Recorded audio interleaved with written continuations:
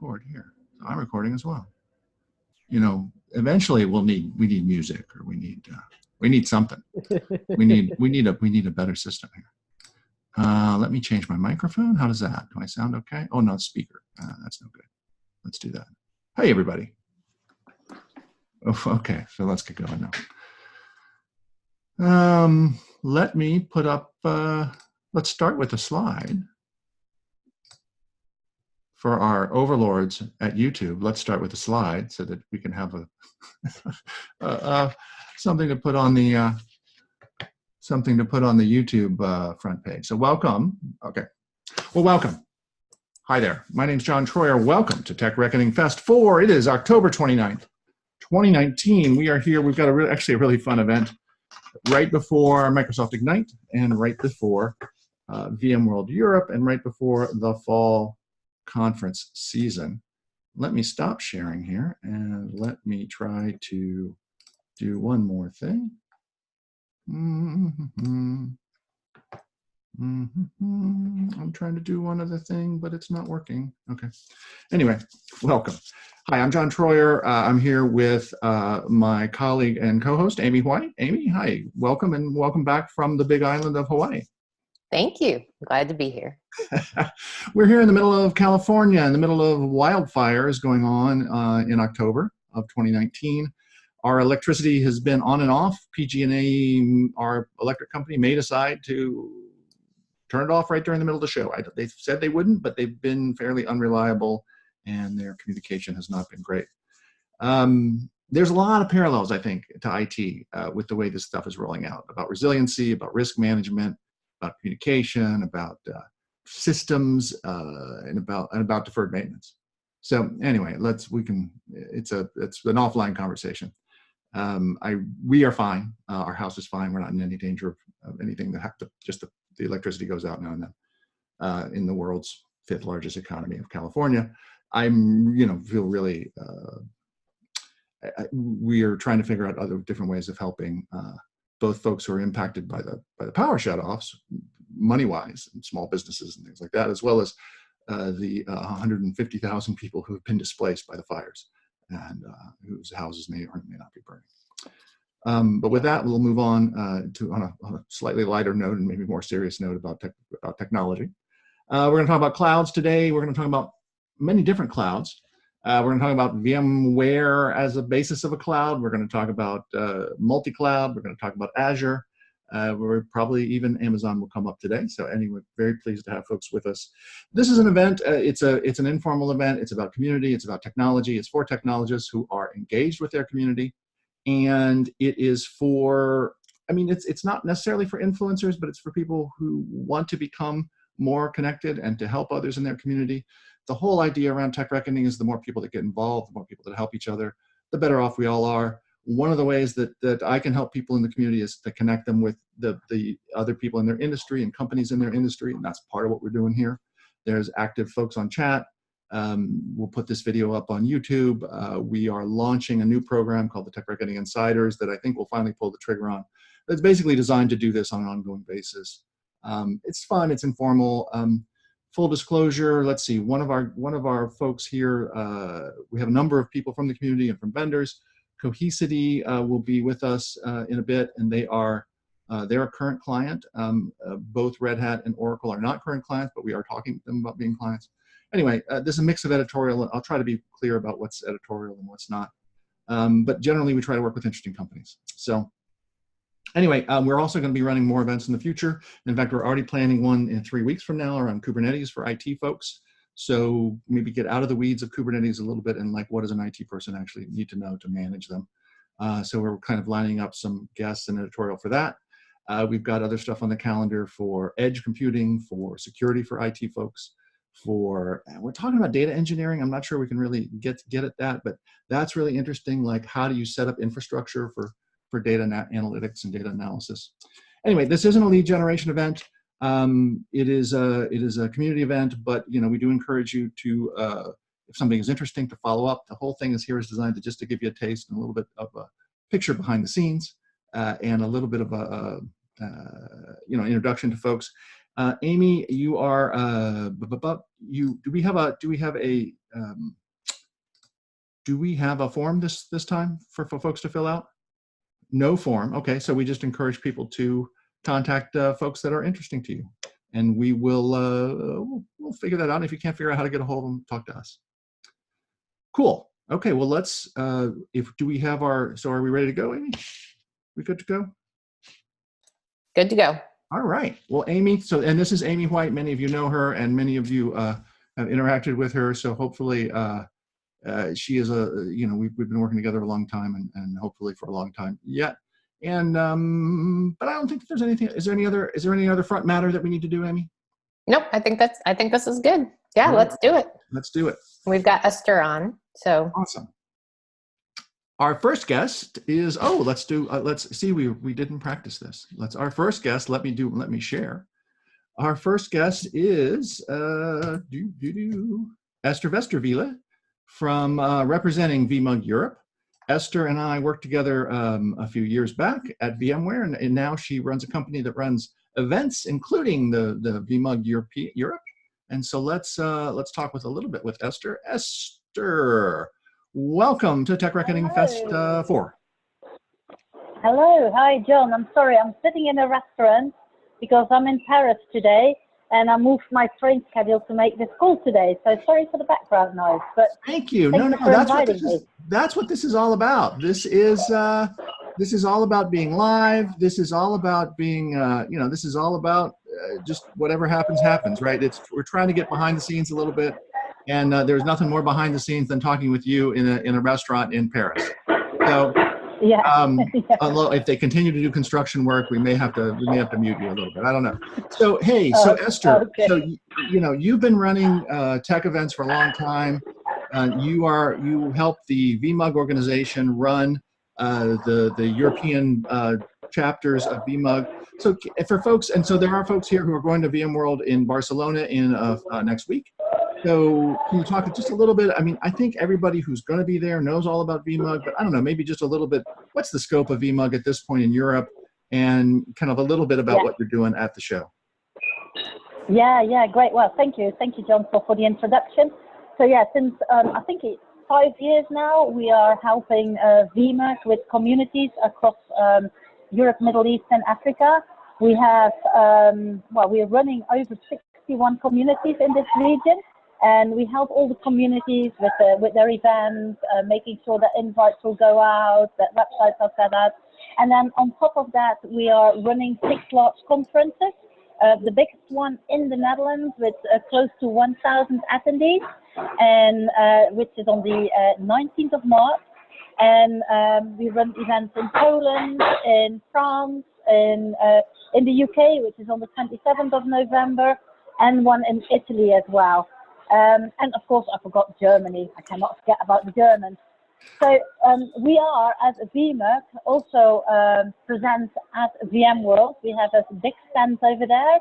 And in the stand, so please make sure that you come to the stand, because we have a nice gift for everybody.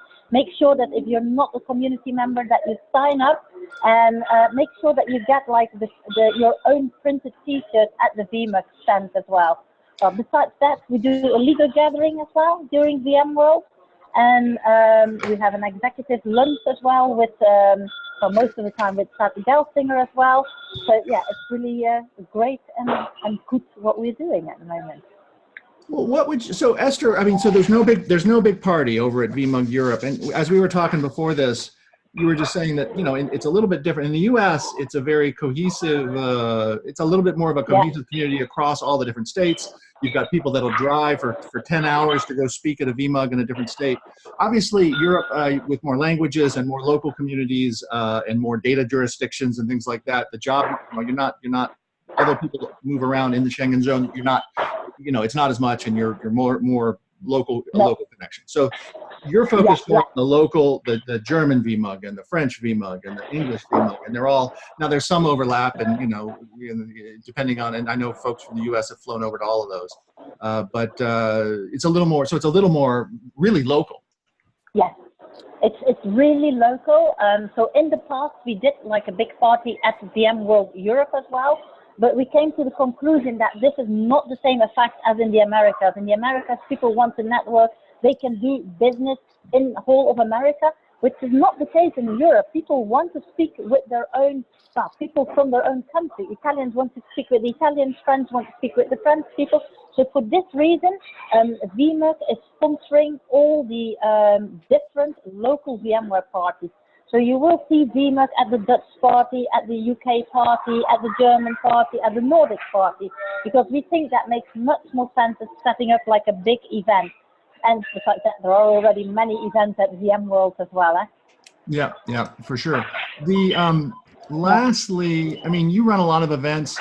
One of the things that people are talking about these days are that there used to be more, I think the perception is there used to be more general events, and now there are a lot of vendor specific events. Now, I think user groups are one way to kind of pull the power back to the users, but there used to be there are still some big expos. I mean, there's like a PC Expo or IT something in the UK. IT Expo, which, and there's a Hanover Messe. I mean, there's giant industrial conferences, but there's, but I don't know. What do you see as the kind of future of events over the next couple of years here? You see, like, it's getting more and more to the specific events from the vendor. Or it needs to be like a really topic related, but like the big events like an info security, and especially like we are running info security in the Netherlands. We are over there the coming days, and you see those events are just getting less and less interested for people. People are really interested in the specific topics, and they want to hear from the user as well. So what I see, like those community events are very popular for people as well. So like a user con, it's always very nice, and to see how people are getting in, and also the sponsors of those user conferences, they're very happy with the quality of the people that are at the event, which is different when you do, like, for example, a large AWS event. So we do like, I have a part of my company is working at AWS, and you see that there are like many attendees, but the quality of the contacts are not that good as, for example, you go to a community event like a VMwork. Mm-hmm. Well, there's a little bit of a higher motivation to go to maybe to a smaller event or to a user group than I'm going to get off work for the day and see what kind of swag I can get. Maybe. Well, I think we need both, right? We need small events where you can network. We need bigger events where you can get a big picture. It's kind of interesting that the media, maybe it's because the media landscape has pulled back, that there's not as many general events. But I think I mean, there's no shortage of events, that's for sure, right? That's not going away? No, that's for sure. No, that's not going away. There's always a need for the personal touch as well. So besides all the events that are done online, there's always a need for doing the network and to see people face to face. Yeah, as much as I love this, and I can do it from my house where I may or may not have power, there is something the same. There is something great about being in the same room, right? And actually, eating with someone and hanging out with them, and getting drunk, whatever. If that's your thing, let's not privilege that. But great. Anything else? Let's see. Anything else you're excited about coming up? I know in the U.S. they're talking about. I mean, they do the user cons, and they're starting to do some other things like that, and dinners, and I don't know. VMUG, continue on. I think. Seems anything else coming up? So ship sales forward this year in 2020? No, we have the big user cons coming up, so that's actually the main important one. And then of course, have a look at VMUG Advantage as well. That's something that I can recommend to everybody to have a look at as well. That's right. VMUG Advantage.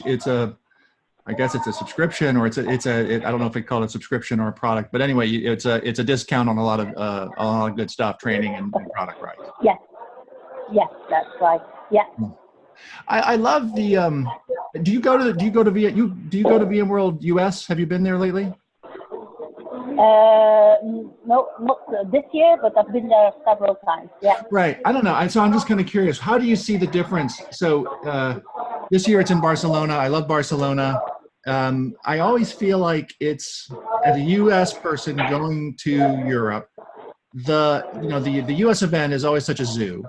So I always feels a little more calm in Barcelona, but it also feels a little, I don't know, a little more channel oriented, a little suitier, a little more getting business done and less partying, maybe because there's more channel, less end users there. I'm not quite sure, but there are end users there, but maybe the mix is a little different. I don't know. Do you see a difference in the two conferences? What I see, like I have a feeling in the Americas, it's a little bit more technical audience that you have in Europe. And you see in Europe, indeed, like you see like a lot of partners as well, but there are also many end users as well, because that's the real focus from VMware to get the end users to those events as well. So I think that there's like a good mixture of the two of them, and but it could be that in the US it's a little bit more end users as partners. That could be the case. Yeah, there's kind of a balance, right? You know, at some level you get all the way to trade show where there's like musicians and jugglers and like flaming, you know, carnival people. And it kind of, at some point it's just spectacle. And I know people are there for the content. Yeah. Yeah. Well, Esther, thanks so much. I think I'm not sure I haven't talked to Amy here. I think we're ready to go. I can riff for a little bit, but anyway. So thanks for joining us. Thanks for changing your schedule. Really appreciate it. I mean, VMUG is really, it's really. I mean, I've worked with a lot of different companies who have user groups, who are starting user groups, and you know, and also a lot of VMUG people we talk privately, and for all the kind of challenges that a big organization like VMUG has, and a global organization like VMUG has, it is really something special. So you know, thanks for all you do and all you bring to the table here, and how you foster community that way. Good. Okay. Well, thank you. Thank you for giving us the opportunity. Thank you. Awesome. Thanks, Esther. If folks want to get a hold of you, I guess they can just talk to their local VMUG rep. You're not on Twitter these days or anything like that, but just talk to your local VMUG folks, and they can get a hold of you. Yeah. Good? Thank you. Have a nice day. Awesome. Bye-bye. Bye. Bye-bye. Bye. That was Esther Westervila, who is really not really on Twitter, but you know, she was great. We worked together. She was one of the folks that put together some of the original VMworld Europe, and before VMworld we had what was it called? Technical Exchange? Oh, somebody will correct me. So great. Well, let's go on. Our next guest actually is someone that is not an old friend, but we talked the other day. Michael Bender, who is now with Pluralsight, and also with who organizes an event called The Crew at Microsoft Ignite. And let me stop sharing here and let's talk to Michael. Michael, hello, welcome. Good afternoon, good morning, or good evening, depending on which time zone you are in. That's a good one. I've used one like that for many years. But welcome, Michael. So glad to kind of virtually meet you in public here. I think we just listed you there from the Crew, but you are actually currently with Pluralsight as an author, and you know, I don't know if you call him evangelist or whatever you're called at the moment. Yes, I am a author evangelist at Pluralsight. So pretty much my role is primarily to build content within our catalog, but also to, you know, help not only our learners, but also the authors on our platform just get a better idea of, you know, what we have to offer. And I also do work with our authors to help them be better authors. So it is a bit of evangelism on internally within the company, but also externally as well. Cool.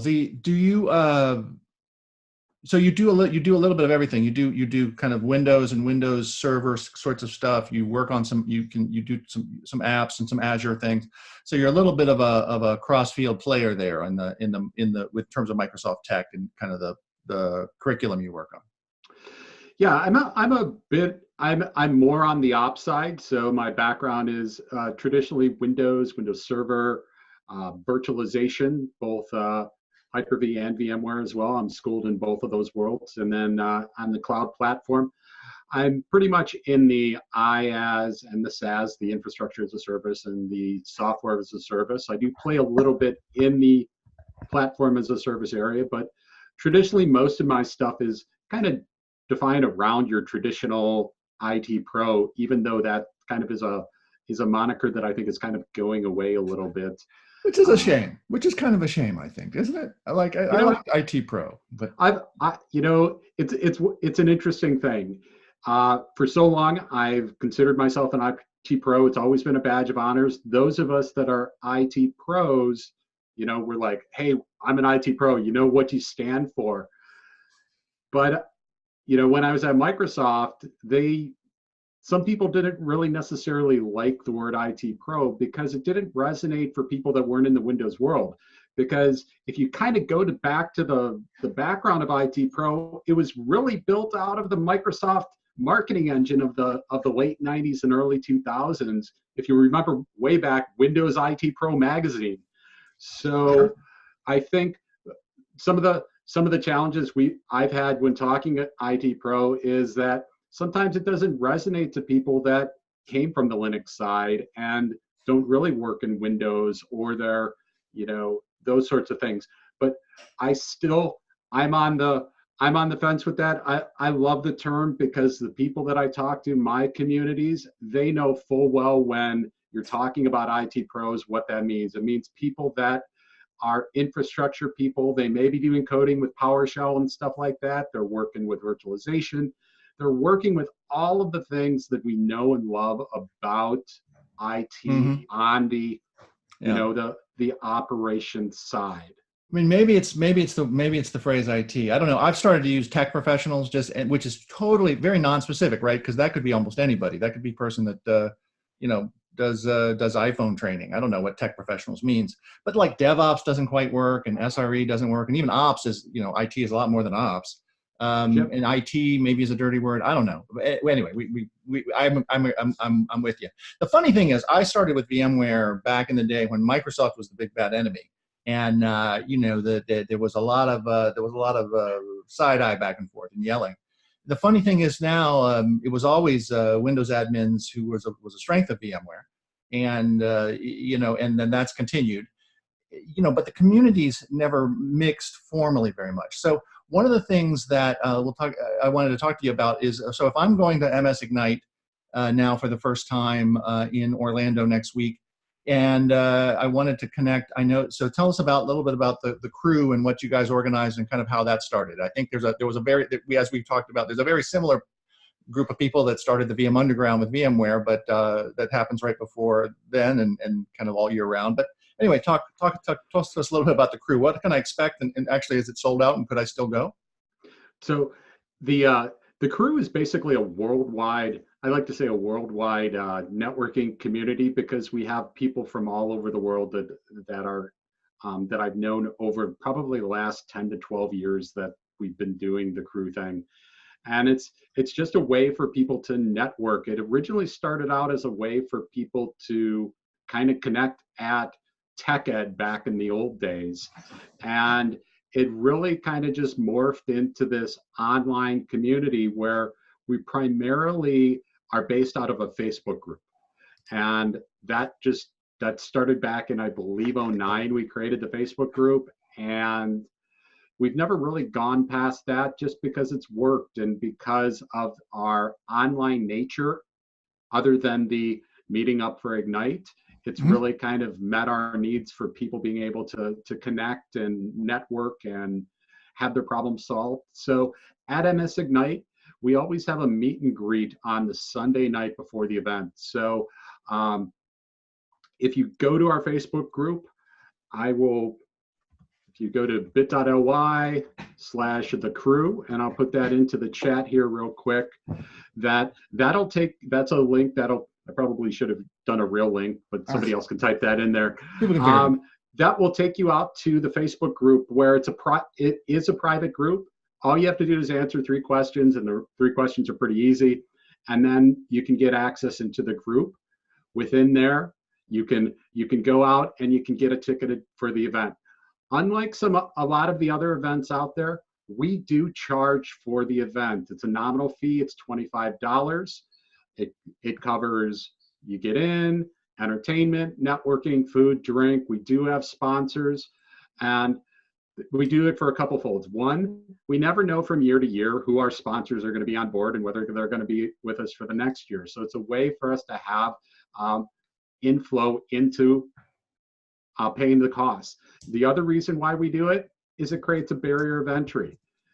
Back before we started charging for this, we had reached a point where our event sold out in about 2 hours. Mm-hmm. That what would end up happening is that we would get a bunch of people in the room that were there because it was free something.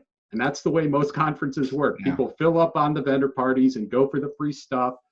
And I talked with a lot of people, and we dialed it back, because I got a lot of feedback from a lot of the people in our community that they really missed the networking. They really missed connecting with people from year to year. Yeah. And so I talked around to people, and I'm like, what do you say if we charge for it? And they're like, I'd absolutely pay for it. So we've gotten zero bad comments or feedback from people about us charging, because at the end of the day, the people that are going there for the right reasons, which is to network with a bunch of cool people, $25 is super cheap. That's Right. a couple of drinks or half a dinner or what have you. So yeah, it shouldn't, for the people coming to the show. I mean, yes, if for junior folks and stuff, it all adds up. But that's pretty nominal. We did that.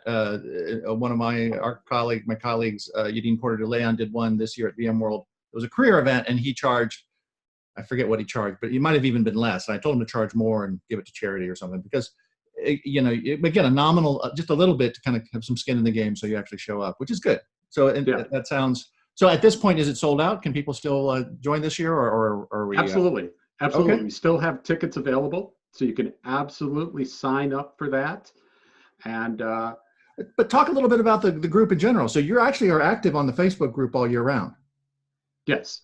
So the Facebook group is really where the magic happens. So all year round, people are going in there. People are interacting, connecting, and what I love about the group, it's so organic, is that to be honest, there's not a lot that needs to be done. There's not a lot of moderation that needs to happen. Every once in a while, somebody will have to back channel somebody to be like, hey, you need to settle down or what have you. But for the most part, people treat it like it's a professional networking group.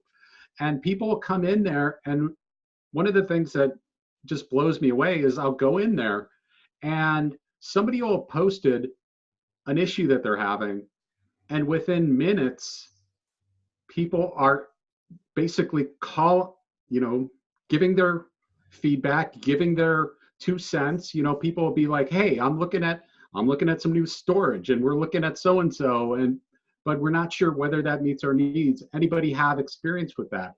And there's so many times that people will simply jump in and provide feedback and provide a way to do things, that it's like having, the way I usually introduce it whenever I talk about it at the crew event at Ignite, is it's probably the biggest Rolodex of the most important network you have, that you don't have to pay for, but you can't buy.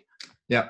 Oh yeah. I mean, the networking aspect. I mean, networking gets such a kind of a dirty word, right? But the connection, right, in a community of practitioners, and that history, and that the shared purpose, and it is. I've seen it happen. It's kind of magic how it can change people's careers, and also it's just nice. As human beings, our brains are wired to be social and to connect with people. Study after study shows you live longer, you're happier, etc. But the conversation is mostly then about is technical. It's about Microsoft's tech questions and things like that. Broader. Yeah, it is traditionally around the Microsoft stack, and that's kind of where our roots are out of there. But you'll see conversations there. I know a number of people within the group that are big VMware fans, that they will be going to VMworld. So there are a number of people that do go to VMworld, and there are other people, doing the AWS stuff and working all across the board. So we do get conversations across the board, and I'd love to see more of that as well, just because I think we're reaching a point where in your career, even if you do work for an employer that's in one stack, that you can't, at this point in your career, you can't afford to just be, hey, I'm an Exchange admin, and do that and be in that silo. That you really have to be broad. And I think that broadening is going beyond the borders of just a specific company, that having a look into what the other companies are doing, because you could be a cloud architect doing Azure, Mhm. and opportunity comes up to go work doing stuff with AWS, that it's not a complete lateral move, but it's something that if you know how the cloud works in one place, a lot of it is simply figuring out how to Right, right, connect the names from one place to another. right, right. Very If much like you're storage or virtualization or those yeah, platforms. that's where I was going. Like storage, security, virtualization, networking, the compliance, whatever your skill set is, it is a I don't know, matrix. I don't know what we're, I'm trying to, we got stacks and now it's cross stack. Yeah. I mean, Yep. you can bring your expertise to many different stacks, and maybe it's not multi-cloud. Maybe we are in a multi-stack world. Yeah. Azure Stack being one of them. Yeah. Hey man, there's all sorts of stuff that I would love to talk to you about what makes a good training curriculum, how the history of the Microsoft community and how it's grown and changed over the years. But y'all aren't scary. If and VMware and VMware is not at war with anybody at the moment, I think. So VMware people and Microsoft people should be able to coexist this decade. So I know have some folks that I know will be there in Orlando. I'm not my I'm not going to slag on Orlando, but it's my favorite place in the world because it's hot. But it's October, so it should be gentle. So From what I hear, it is hot and humid right now. it's okay. So, You're inside. You don't see the sun anyway with those things. exactly. Anyway, Michael, have a great weekend. Have a great week at MS Ignite. Good luck with your future endeavors. You're Michael Bender on Twitter. Yep. You can just Google the crew with a K and an E, and that'll you'll usually get. I saw the Facebook group and a bunch of other things, but you're pretty easy to get a hold of. And you welcome, and like you were telling me, you welcome folks. You don't have to be deep in the Microsoft community to join the Facebook group. It's a pretty friendly and a pretty interactive place. We welcome all people. Awesome. We even welcome devs. We have a bunch of devs in there too. So if you are a VMware vExpert type and if you are at Ignite, reach out to Michael and Pumala and other people we know there. So please don't be a stranger. Don't feel like you're isolated. That's not a fun way to go. Absolutely. Great, Michael. Thanks again. Awesome. Thanks for having me, John. Yeah. We'll touch base soon. Thanks a lot. All right, so let's move on to. So that was fun. Let's move on. How do we do this? All right, our next guest. So here we're going to go a little deeper. The whole idea here is to do some interviews and then to go a little bit deeper, but quickly, right? We're going to have Teresa Miller with the Cohesi's Technology Advocacy Group to come talk to us a little bit about what she's working on. And so the whole idea here is we're not going to cover the whole Cohesity platform. We're not going to cover the whole everything they do. We're gonna kind of go deep on one area so that hopefully you learn something, and that hopefully, or at least you feel like you've learned something or found something interesting, and that also you, if you're intrigued enough, to follow up with somebody like Teresa, and their crew. So without me blathering on more, let's say hi to Teresa. Teresa, hey, welcome. Hey, John, how are you? I am good. It is, it's going to be, maybe we talk about the weather. I've talked about the fires. It is actually cold here. I'm on the coast of California, so it's, I don't know, 60 degrees or something like that. You are in Wisconsin, right? Yes, and we did it had snow? early snow. I So saw if snow you on look Twitter. out Oh my my God. window, you kind of can see a little snow on the ground back there.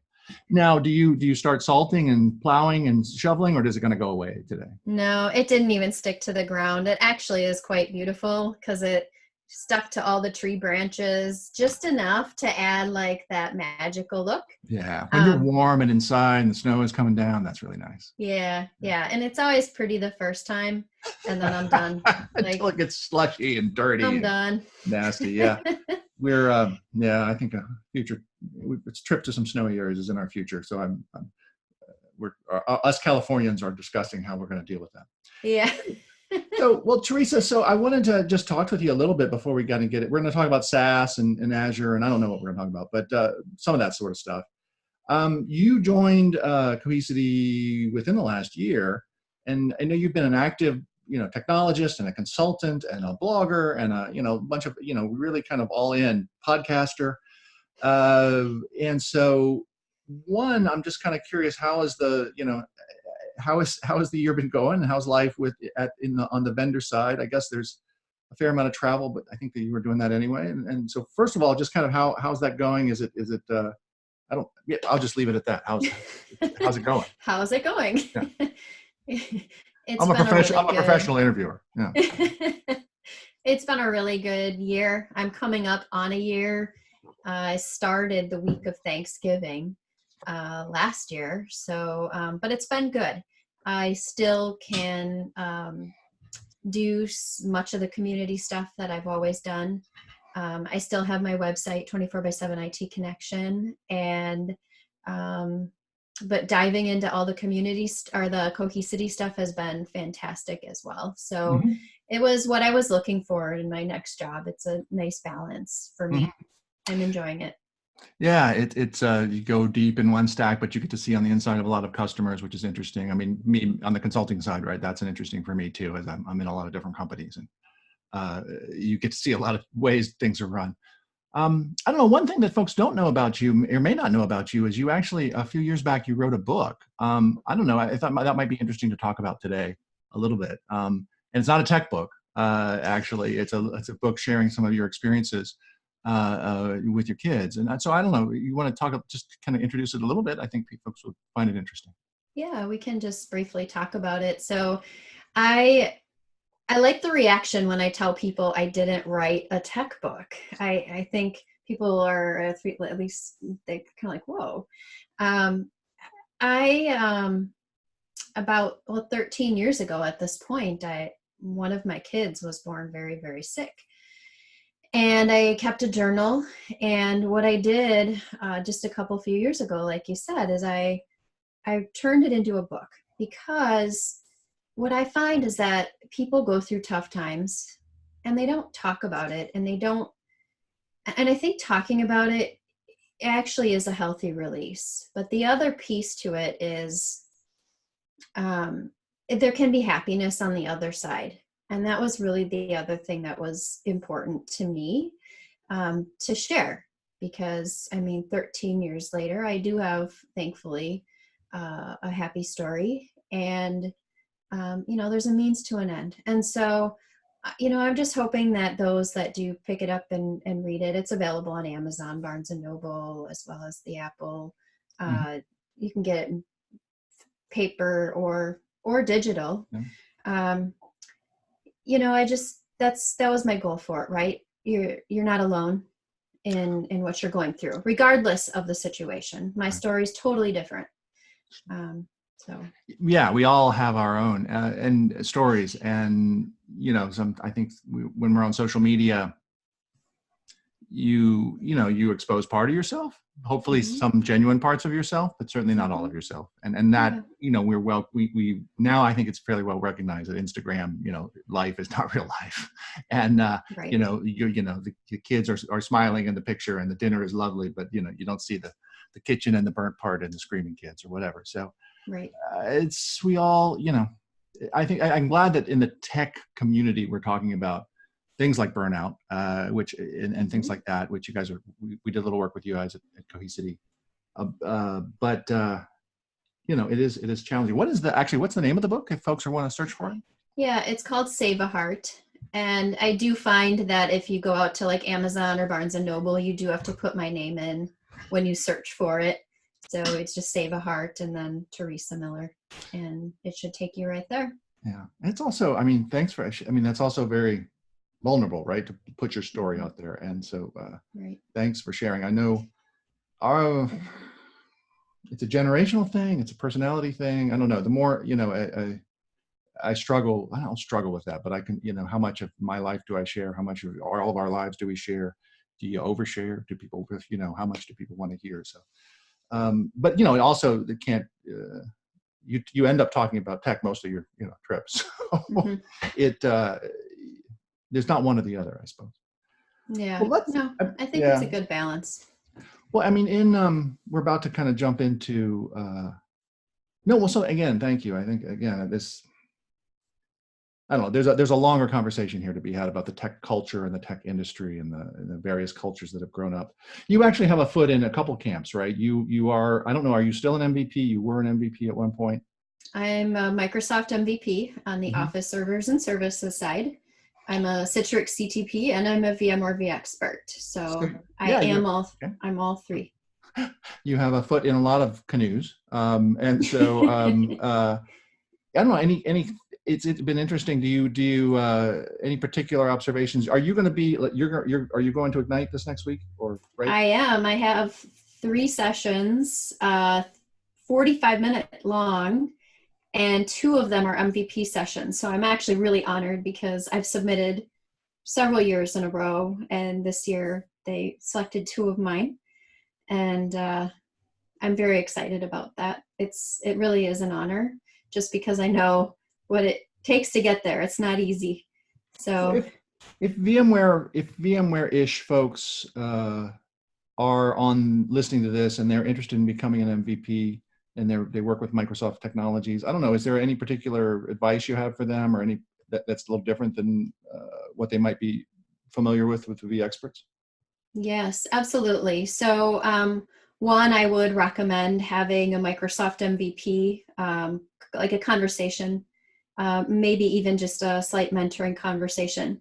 The process does involve being recommended. You have to be referred into the program. It used to not be that way, but they did change it this year. So referral based.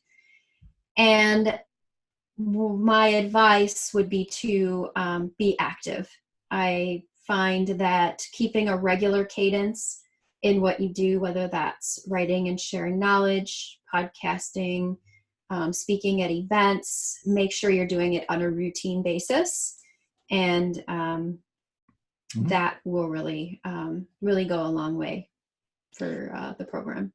Yeah, no, accepted. It's again, that's a whole other conversation about life and work and what is I hate to use the word influencer, but the contributor to your community, giving back to other people in your practitioner community. How does that look in 2020?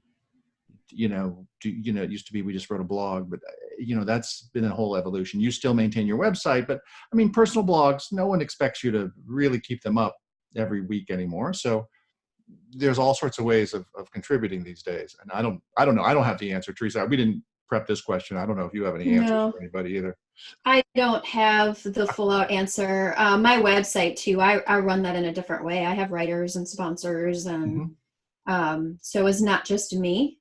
But I just find for balance, it's best, and I think it's well received to pace yourself and just keep up with it in a way that it's not stressful. Like, you don't want to come down to the last couple months and then find that you've done nothing and then try to cram a bunch in right toward the end. It just, I think a consistent approach not only helps you keep balance, but it creates the right level of involvement.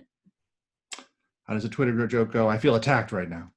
Anyway, but cool. So, I mean, but I think that's true. I think all that's very, very true. And that's the challenge. And I'm surprised more people don't gather together in groups like you've done and have kind of a multiple writers. And that makes it a little like little mini publications. It makes it easy. But, yeah. Well, so Teresa, you're, and I'm blathering on here, but you're part of a backup company.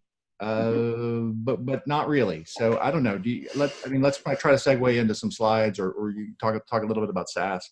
That's kind of the last couple of years has been a new concept for me of being able to protect your data in different SaaS applications. And I have all my data in Google's crap or Office, and if I screw it up, it's gone. So, but I'm a small company. So I don't know. I'll just throw it over to you a little bit. Maybe we can segue into the slides. Sounds good. Yeah, I can pull up my slides. And while I'm doing that, let me share my desktop. I actually decided to focus on Office 365 because if we actually talked full stack cohesity, you and I would be here for a while. Yep. Yeah, no, so just, yeah. I'm happy to be here, but I also don't want to overstay my welcome. Yeah.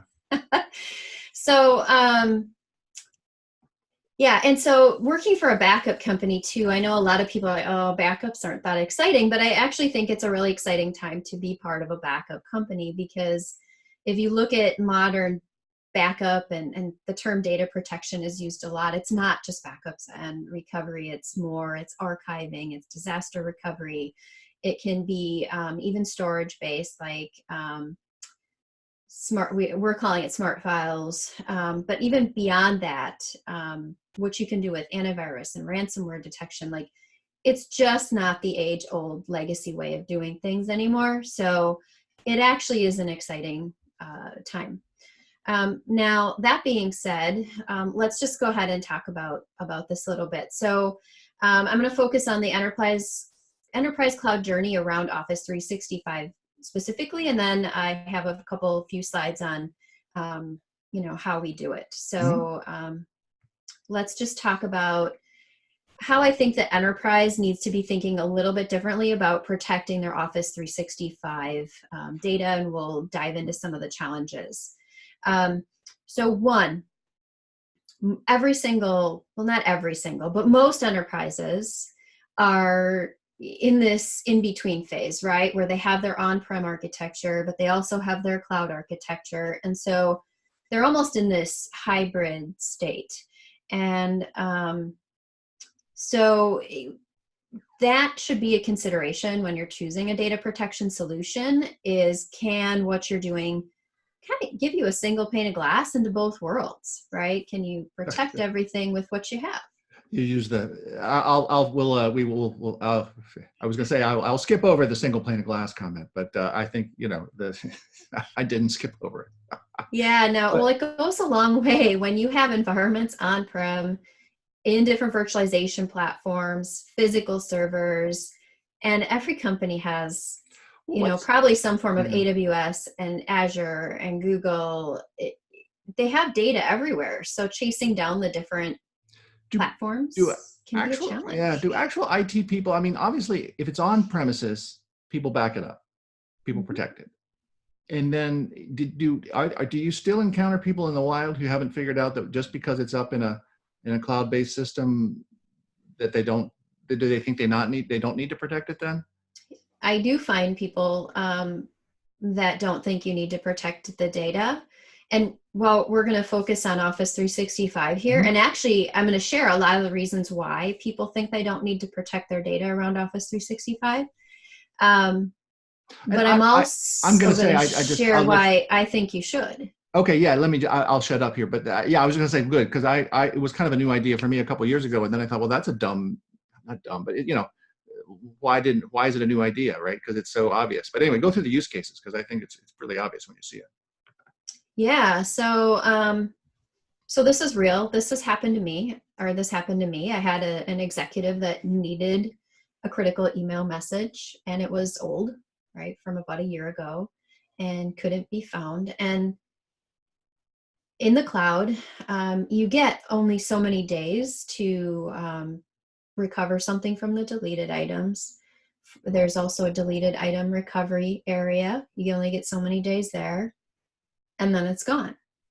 And so completely inadvertently, this important message is gone.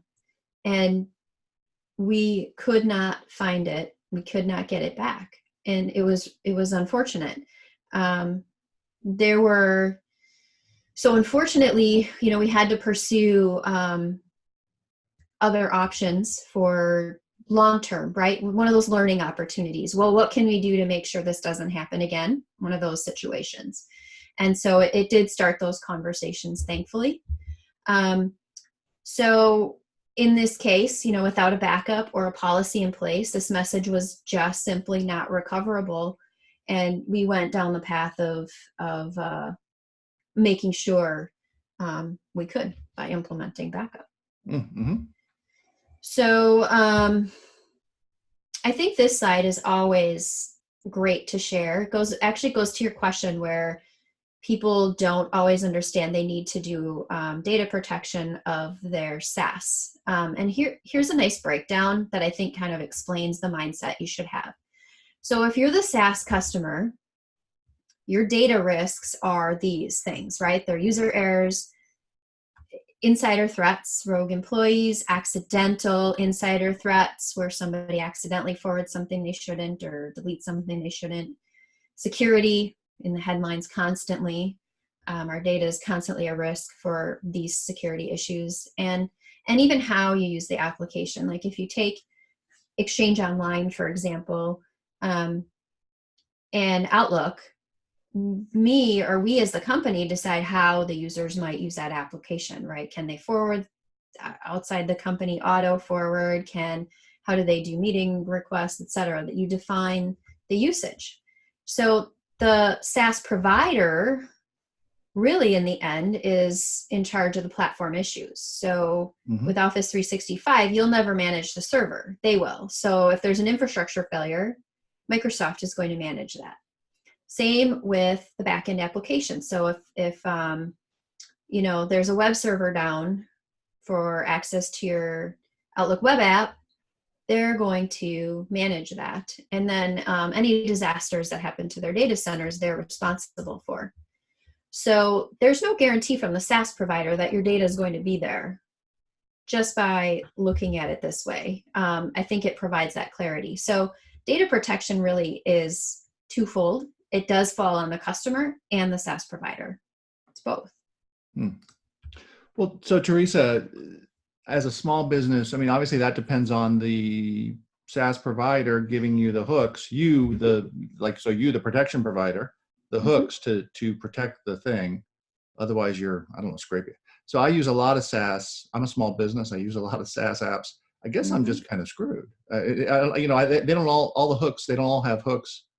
Well, I don't have the budget for backup, but they don't. I'm guessing that all the various little kind of SaaSes and kind of little niche world, if they don't provide hooks to maybe do backup of the raw data. So probably other strategies might be needed there. Right. Yep. So a little bit of what we're going to get into next focuses on Office 365, but you make a really valid point from the SMB perspective. It's tough.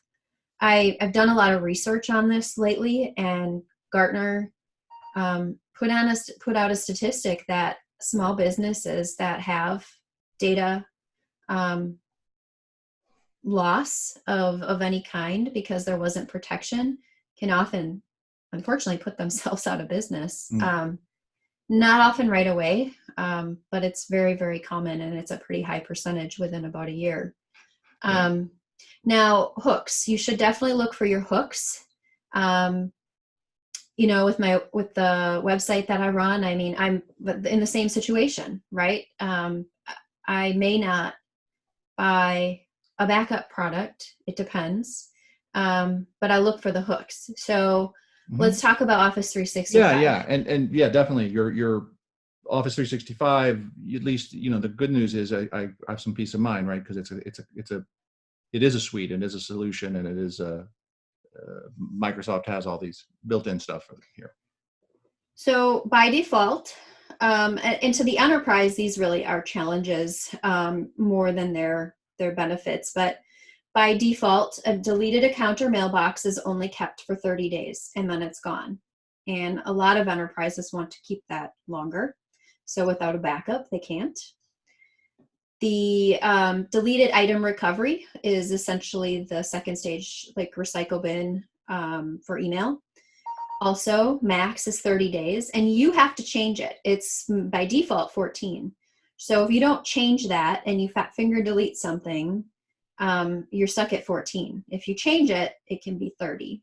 But again, a lot of enterprises, I know those that I worked in, we typically went out as far as 90 days. Because users don't realize when they fat finger deleted something, or like in the case of the C-level where they didn't even realize it for a year. Backup would have really been one of the only ways. Now, the next two options could have actually also helped in the situation that I described. Office 365 does have litigation hold, which will put all the contents of a mailbox on hold, and you can do that indefinitely. So that can actually hold the data around for a long time, and like I said, indefinitely. So that can be helpful. And the other one is retention policy. But again, you have to know to go do this. retention policy can also help email be retained as long as you like, and it can potentially be forever.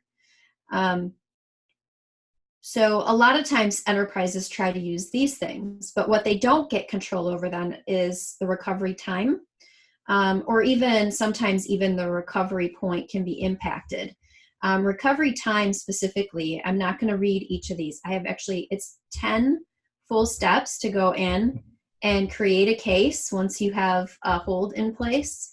And then after the 10 steps, you have a PST file. It's not even back in your mailbox yet. So imagine an enterprise that has a major data email disaster that has to do this for every employee.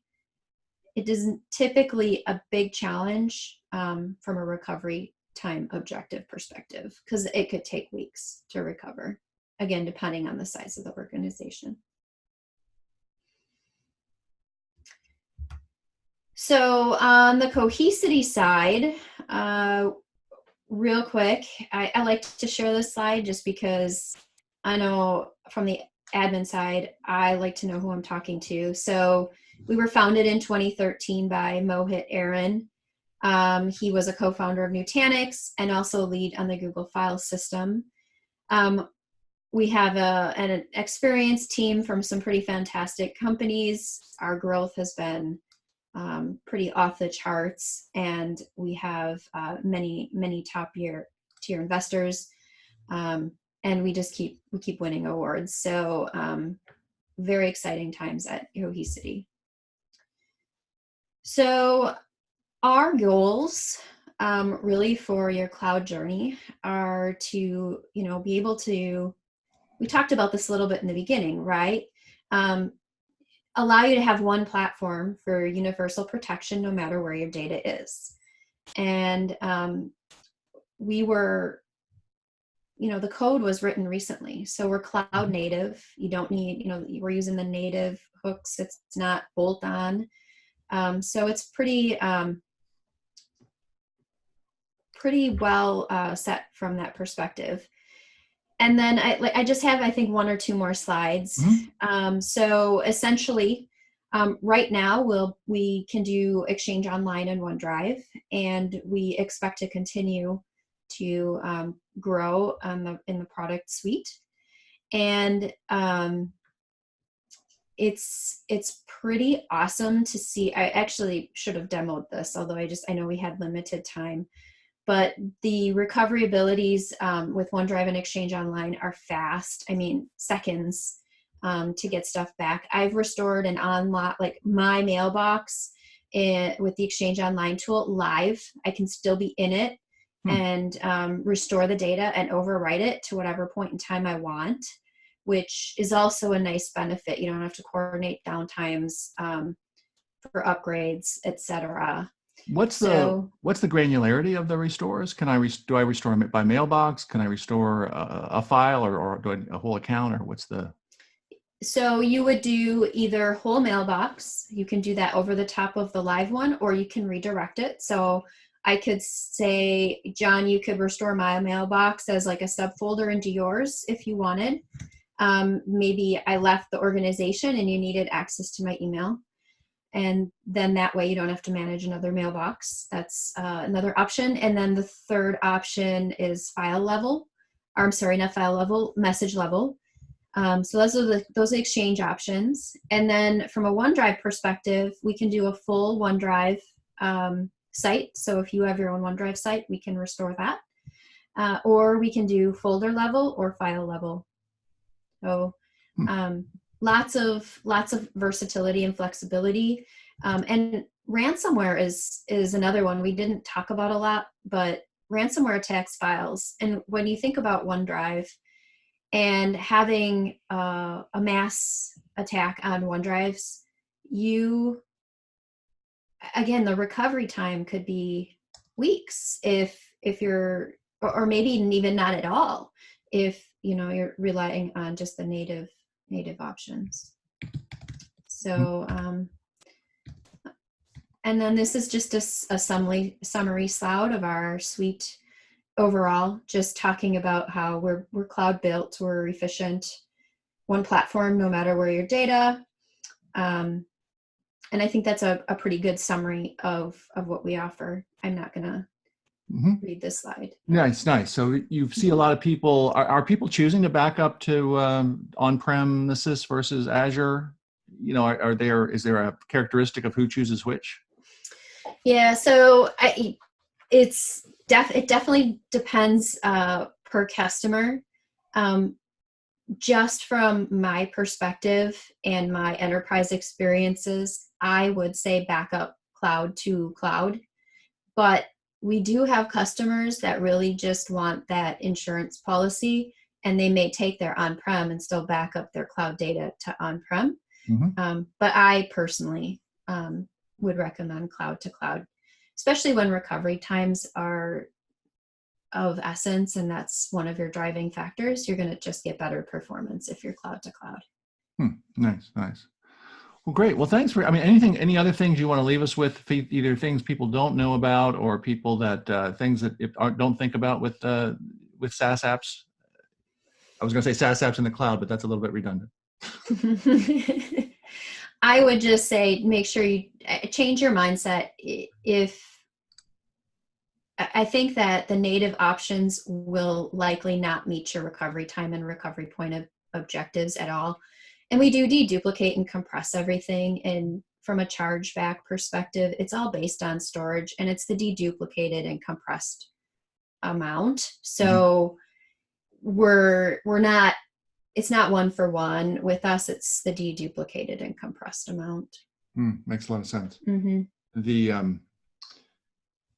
It's interesting. And Microsoft is, do you have any sense, you're not representing Microsoft, although we're going to have Pumala on here in a sec. The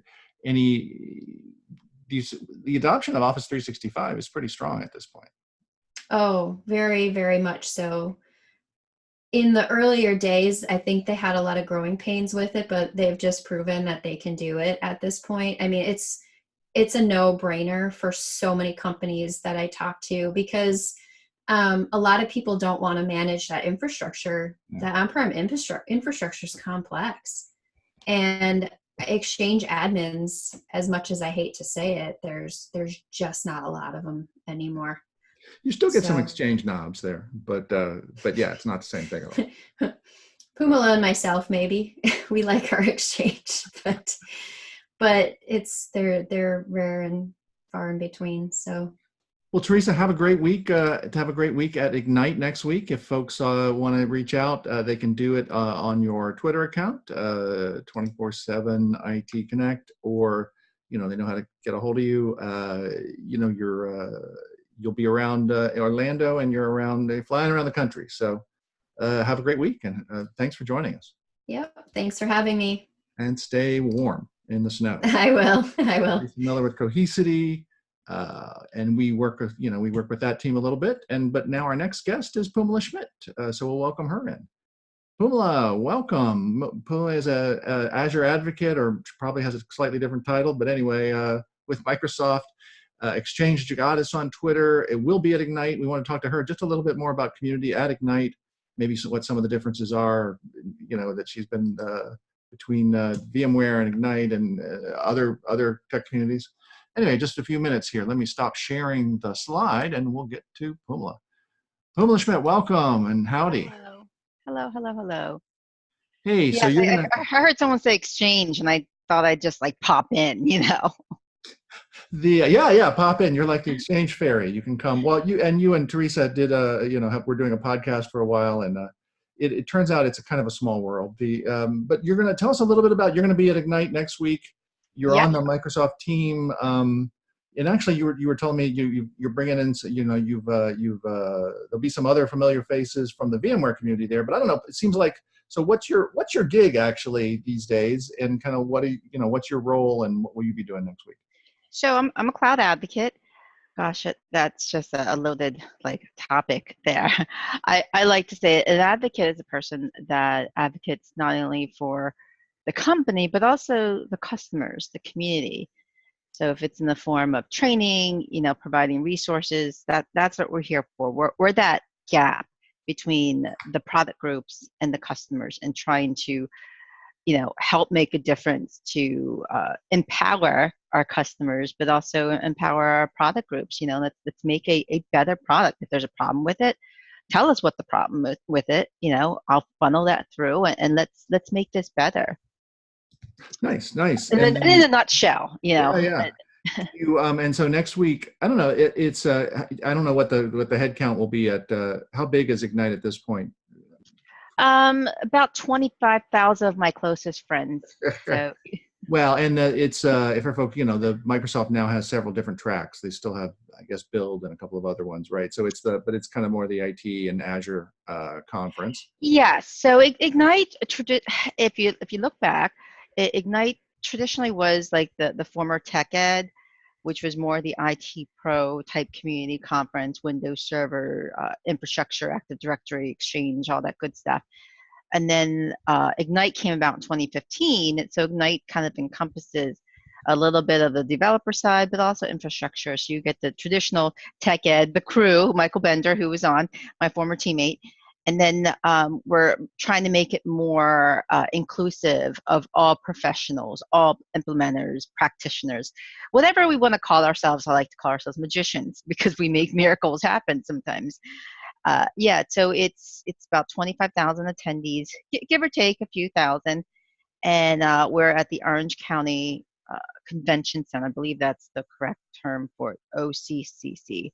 Mm-hmm. And it's 5 days, November 4th through the 8th, and it's a fun-filled, packed day. And evening, Thursday night, we have our closing party at Universal Studios, which is always, everyone looks forward to that. I saw you guys doing a preview video. I bet that looks fun. Oh, yes, our videos are hilarious. I went down there the first week of July. It was hot. It was like one of the hottest weeks in Florida, and there was a heat advisory, and we're out recording, playing miniature golf. Like, I literally was sweating to death. It was awful. And I'm getting really, really sick down there that week too. I caught a stomach bug, but we forged through and got the videos out there. They're fun. People think corporate life is all glamorous, but yeah, no, it's stomach bug and trying to film the videos in the 100-degree heat with a smile.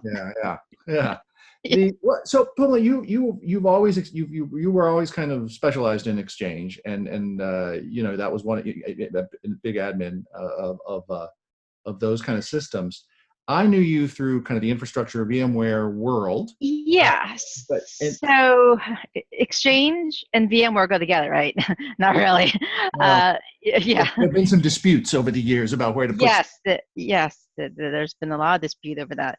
I originally was an Exchange administrator, got hired to upgrade Exchange for this one company, and it turns out that was on hold because they needed the virtualization platform up and running. So I was, voted to be the VMware engineer and architect. So I took that over, ran that for about a year before we upgraded Exchange. And then I just ended up taking over storage and backups. And, next thing you know, I'm running the data center with Exchange as well, and SharePoint. The little SharePoint gig there on the side, when we had to fill in with our SharePoint admin. But the whole infrastructure side, I'm very familiar with, and I heart VMware. I mean, I've done Hyper-V, I've done VMware, I love them all, but my background is definitely on the VMware side when it comes to virtualization. And I virtualized Exchange when it wasn't really approved to do so, wasn't supported. I've done some crazy stuff with Exchange on virtualization. I've even P2V'd Exchange. Yes, that's like not recommended. Not a recommended. Yeah, there's dispute over what you can do with that, but there are ways to do it. If you do it right, it runs like a champ. I mean, all my environment. I think IT, a lot of times we try to build stuff that for people just to like push. We don't almost trust the admins. Well, because admins are very creative and. Yes, we are. We're very creative. Give them a button to push instead of giving them a toolkit to work with. Maybe that's changing. I don't know. But I was going to ask, I don't know, any surprises now that you're inside the mothership there, or any in terms of community, or in terms of Ignite and community and surprises with the team? Microsoft these days. So yeah, when you work with a team of rock stars, I have that in quotes. Definitely imposter syndrome. It's been personally, it's been a struggle for me because when you're working next to, you know, another big name person in the community, you're like, oh wow, what do I have to offer? But everyone that's been chosen there's a reason why we're there, right? We're there for a particular reason, and everyone has their strengths and their weaknesses. So that's my thing. I always look forward to going to Ignite because it I feel like it's my time to connect with the community and meeting, all the friends that I've made. And even though I'm not presenting a technical session this year, and there's a reason why, I'm still excited to go. I'll be doing a lot of interviews. The reason I'm not going the first day is my son is leaving for boot camp on Monday, November 4th. That's a big deal. So my governance session that I was doing is actually being presented by my teammate Warren Thomas instead. So and that's why we're a team, right? We can jump in when needed and help out. But I need to be there for my son. So it was like, yeah, I won't be there. But as soon as he jumps on his plane to go, I'll be jumping on my plane to go to Florida. But we'll Congrats be on at the that. airport. Yeah, we'll be at the airport at the same time, pretty much. And I forget, are there still others at home? I have actually today my youngest is 13, so I have no more young children. I have teenagers and adults in my home. I'm It's a big transition. it's actually, yeah, this week has been an adjustment for me. Not only family but also career wise too. I mean, planning for Ignite, it is our big show, right? We've got 25,000 plus attendees. I mean, it's a lot. I'll be doing a lot on the channel 9 live stage. Mhm. And this is sort of like our sports center type kind of broadcast. We do live interviews. We also do recorded interviews as well. And I'll be doing a lot of interviews throughout the week, interviewing product managers and whatnot, all good stuff. Should Mhm. be fun. Do it's always I always kind of joke that you go to a conference and I'm not sure if I'm familiar with that, if I know that person, or if that person just looks like somebody at the last conference I was at, because kind of geeks they have there's some profiles, there's some types, but it's always the funny thing is that we have a tendency to be a lot of introverts, but everyone I'm is one. very friendly. Well, everybody, when the camera turns off, many of us are. But they're also really friendly once if you just say, "Hey, how's your show going?" or something like that. I don't know. Any tips for folks if for folks first time coming, if they don't know anybody there, or places to come find you with one. But Yeah, so you can always tweet out to me, say you're alone. I will never ever leave anybody alone at Ignite or VMworld, any conference. If you are alone, tweet at me. I will come see you, and we will spend the night hanging out and making sure that you're alone. That is one thing I'm very passionate about. If somebody doesn't want to be alone at a conference and they don't know anybody, I will always be there for them. But we also have some sessions for introverts as well. My teammate Sonia Cuff is actually doing a session on being an introvert at a large conference and how to cope with that, because there are different coping mechanisms. We also have the community hub, which is sort of like the community village at VMworld. This is pretty much where the expo center is, but we also have I don't want to call it a lounge area, but it's an area where there's big, large screens that all the sessions are actually streamed live. And there's a whole bunch of seating there, and you can actually plug in with your headphones and listen to each of the sessions that are actually being streamed. So let's say you want to see 4 sessions, but you can only be in one place, right? Because there's only one of you. Mhm. You can actually sit in the community area and actually watch all the sessions that are being streamed. And you can just switch back on the audio receiver which channel you're going to go to. I've actually done that before, where if I can't, be in one place and I want to see all of them, I'll sit there and just plug in my headphones and just watch and just flip through the different channels. I like that idea. Yeah, it's I great. always just say I'll watch them. I'll watch them when I get home, and I rarely do. So Yeah, so our sessions also stream live too. So you can, if you can't make it to all the sessions, you can watch the stream or the recorded sessions later. You can log back into the Tech Community site and watch that. You can come watch our stage, but we make it so that even our remote attendees can watch, because we know that not everybody has the budget to send their employees to Ignite. It's expensive. Yeah. Like if my employer hadn't sent me years ago, I mean, it's $2,400. Yeah. That's just the before, conference pass. yeah, that's before Let you get alone your flight, your hotel and all the food. Well, and some you're people going would say from you can eat appetizers all week, Yeah. but yeah, I you like, can eat so many. You can only eat so many little shrimp. But yeah, and you're gone from work, et cetera. And I think Microsoft was always Channel 9 was always was one of the first kind of sites to do a lot of video in a corporate context. So they actually know what they're doing.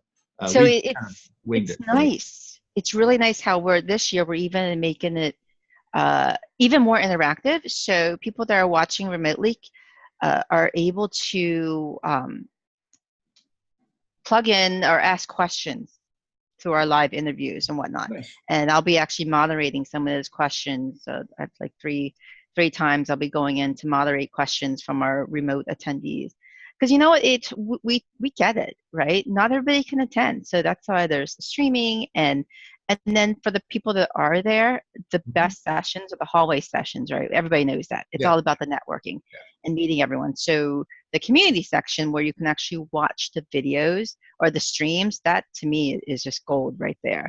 Because you can actually sit with your friends and go, hey, let's go watch this session. And you'd be amazed at how many people you meet just by sitting in the couches there and you're watching. It's pretty amazing. The people that you meet at these large conferences. I'm always energized by that and how many people you can meet. But I'm also afterwards I usually collapse and spend. Yeah, we are conference crud.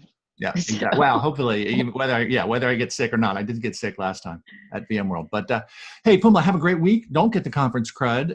Good luck with all endeavors and new things with you and your kids, and but also professionally. And if people want to connect, I guess I'll put up your slide. But hey, thanks. Thank you for having me. Have a great day. This is a blast. Yeah, here. Let me. We'll put up your. At Exchange Goddess, just tweet me if you are ever alone at a conference. I'm there.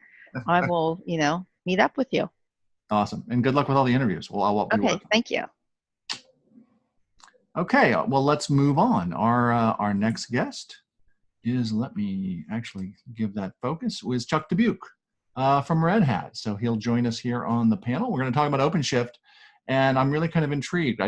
Chuck and I, every time we've started to talk about business, we get talking about products. So I'm actually I'm pretty excited to talk to him. Hey, Chuck, welcome. Let me stop sharing. Thank you.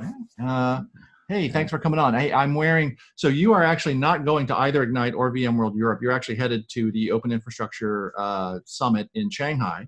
Yes. Next week. Yeah, I look after OpenStack, but also OpenShift infrastructure and our virtualization product. So I'm a man of many talents. You are a man of many talents. In honor of that, I'm wearing my shirt from last year's, one of last year's OpenStack. It was still OpenStack at the time, which is not an attractive shirt at all, but it is very comfortable. Yes. And so I thought I'd wear it today. Well, but we've got a nice new shirt for the Shanghai with the Shanghai skyline on it. So that'll be awesome. I'll be sure to grab you one. That'll be. I accept gifts of swag. I do. People know me. You know that. Sometimes I have a little too much. So, but cool. We're going to talk in a minute about OpenShift and kind of OpenShift on VMware and kind of just talking about Kubernetes, et cetera, and where we are in the world. Maybe we'll talk. Maybe we'll talk about OpenStack. But hey, so I wanted to ask you. You just moved to Maine. Is that right? Yes, I'm in Portland, Maine. Been about a year already, and enjoying the slower pace of life. And I'm also in touch with a lot of my friends who are still in the area and are experiencing the smoke and the fires and the earthquakes and everything else that's been going on back on the West Coast. It's not great. Did you move from the West Coast then?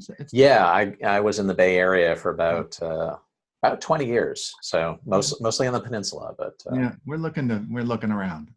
Yeah, fires certainly don't help. I mean, California's great and California runs well in general, but this fire thing is not making me happy. Yeah. Any kids at home or? No. My husband and I all have family in the area, so spend time bouncing around between Massachusetts and Maine, and Nice. enjoying the lobster and catching up with 8 nieces and nephews, which is sort of Wow. our extended pack. Nice. The been on the West Coast so long, I'm having a hard time putting myself out there back, on the East. But I think anyway. So, any surprises about the crusty fishermen or lobster being more expensive there, or anything like that in the locale?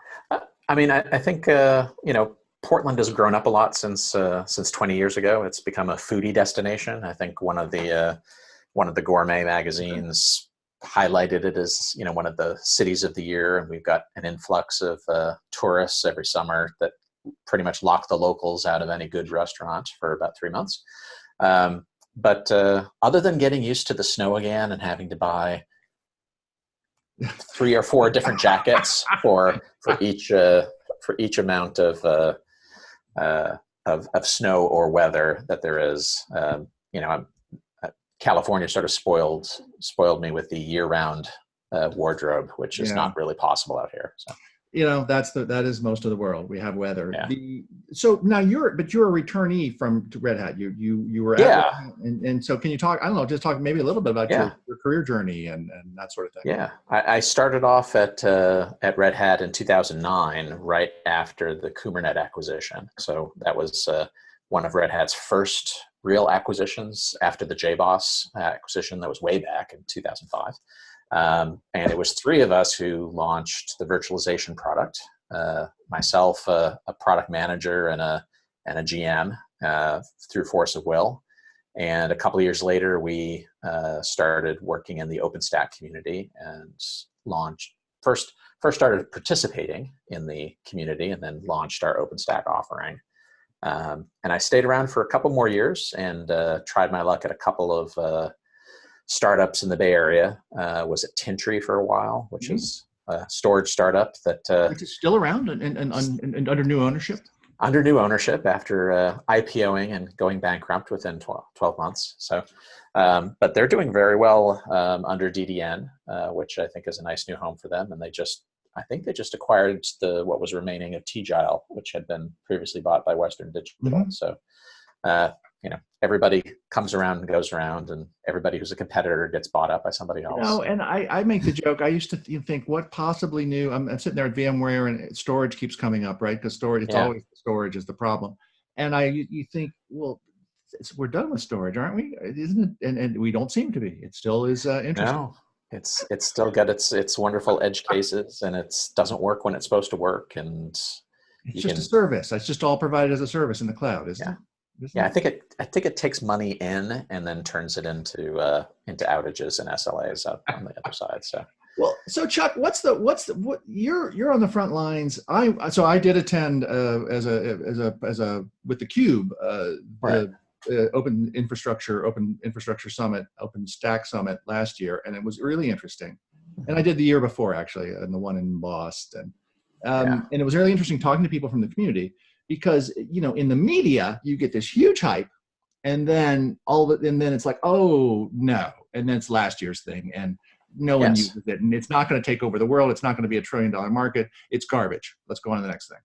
And in fact, I found a community of people who were very engaged, and for which open, for whatever you can go down the politics and open source and foundation, but I found a community of practitioners that were very engaged, for which OpenStack was the right solution for them, and they were using it. They had the use case where they needed it.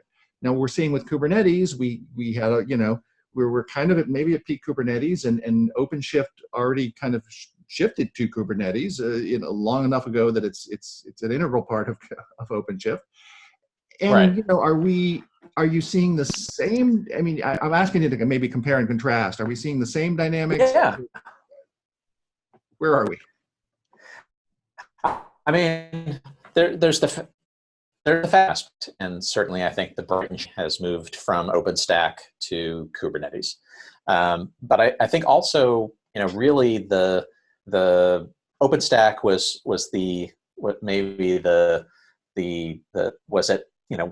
in IT we tend to go through cycles of centralization and decentralization, and OpenStack was sort of at peak centralization when Amazon was new and a threat, and everybody thought that everything was going to pour into Amazon, and I don't want my bits sitting next to my competitors' bits in their cloud, but I see the need for something that works more like that in my four walls. So OpenStack was all about building this giant scale in the core centralized data center concept. Mm-hmm. Now I think with Kubernetes and containers maturing, although still very bright and shiny and still some ways to go in maturity, but also things like edge computing and the workloads like artificial intelligence and machine learning that are starting to drive back again the whole concept of you need resources close enough to those sensors that are gathering gigabytes and petabytes worth of data, because if you have to send it all back to either your core data center or the hyperscaler, you can't take action on it. You want to be able to get the data in real time, analyze it, take action, and that can only happen in a decentralized model. So I think there's places for both. Certainly we see with our customers, larger customers on the telco side, enterprises, public sector, who need an alternative to public cloud. OpenStack is a great platform for things that are already virtualized, that are on their way towards being purely cloud native. And even, OpenStack can even accommodate stuff that people put into VMs that should be more cloud native than they are, but really aren't. They're more traditional applications. I think OpenShift demands more purity on the, getting it to, truly a services model and being more abstracted away from the operating system and dependencies. But it's also more amenable to, hey, parts of my application need to be really close to the customer, parts of them need to be in my core data center, and it's all got to kind of work together across all these different boundaries, but still operate together in one way. That's kind of interesting. Let me back up one sec. This is weird framing for OpenShift, right? Because OpenStack, they're very different parts of the stack, right? Like you said, right, about replacing public cloud. I just was kind of thinking about the community and about the use case and maybe about understanding what it's good for. And one thing that's really interesting to me, you just hinted on some sort of multi-cloud, hybrid cloud strategy there, which right, I get into. But one thing that was interesting as we were talking is that, you were, OpenShift, if you're running OpenShift, if you're a Red Hat customer and you're running OpenShift, you're already running Kubernetes, this is a major, I'm not an analyst and I have not done any market research, but this is probably a major slice of people who are running Kubernetes on vSphere are probably running OpenShift at this point.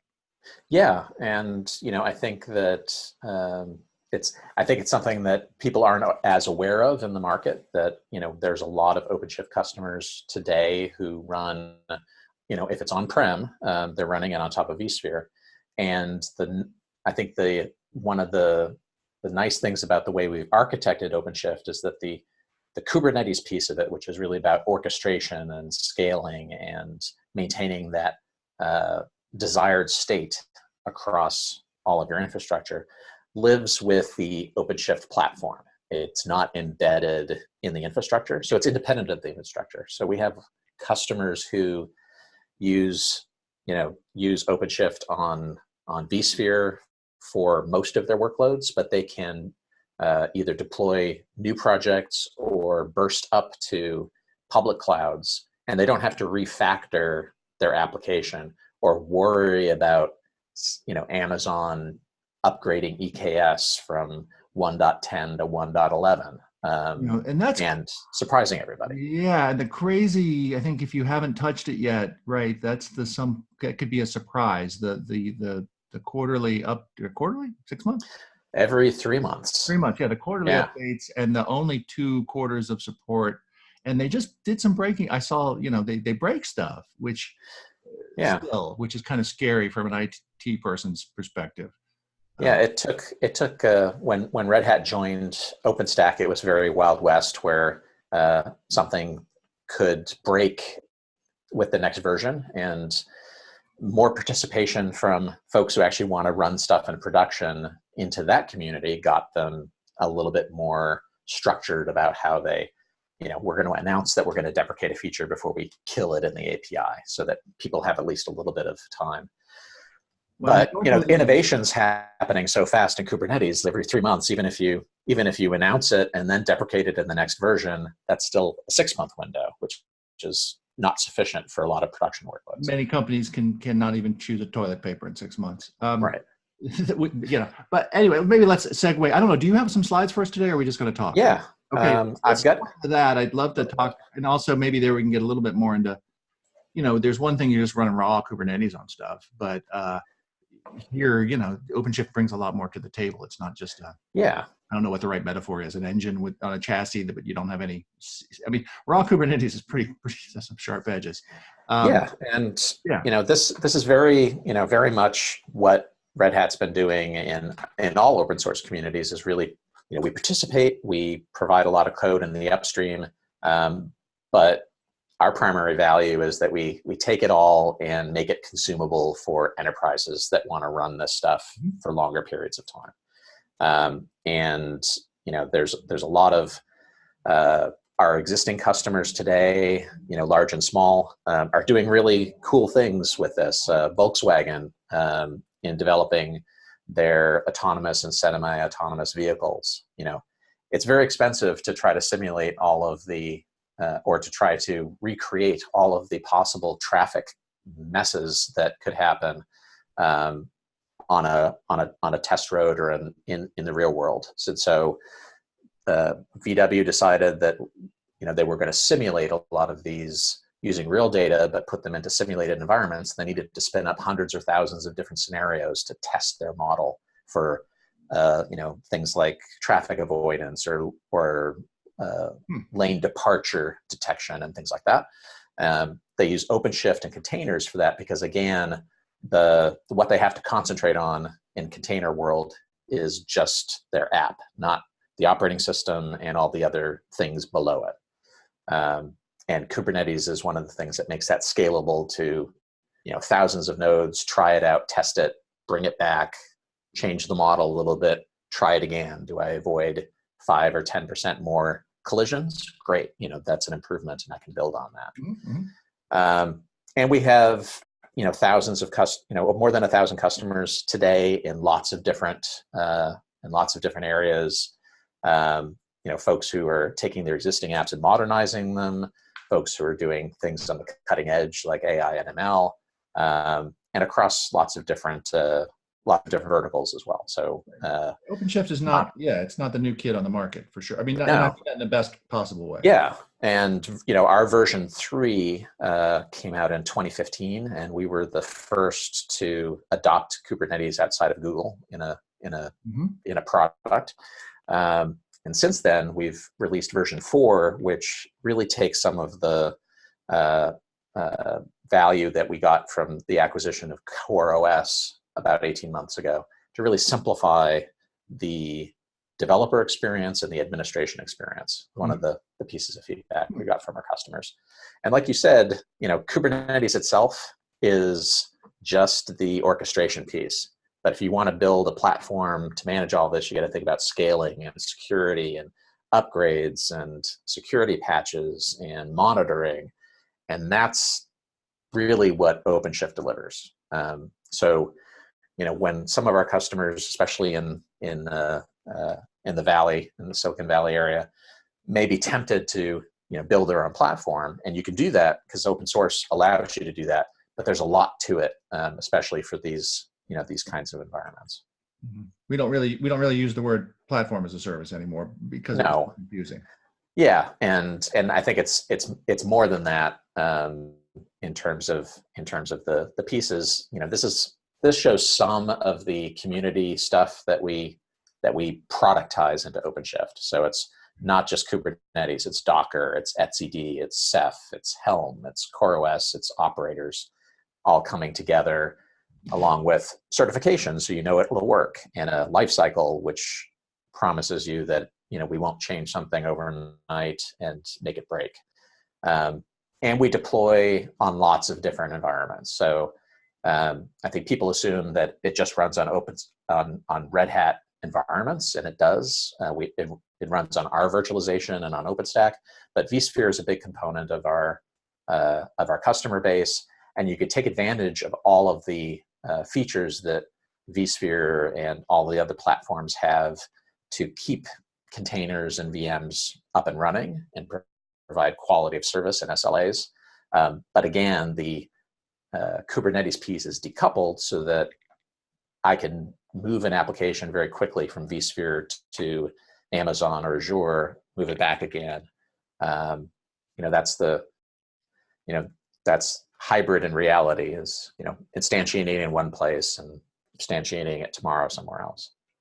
That's super interesting. Are you okay? You're going to talk about open? Yeah. Okay. Yeah, and I think what's new with OpenShift 4 is taking advantage of the CoreOS acquisition. So OpenShift previously, and we still support it, is what you kind of had to coordinate two different environments. So you had OpenShift that was your PaaS, if you want to think of it that way, and then you had your infrastructure as a service. It could be vSphere running RHEL hosts that would have containers put in, or it could be OpenStack, or it could be Amazon. But there's a lot of pieces here to manage. You've got OpenShift as one management thing.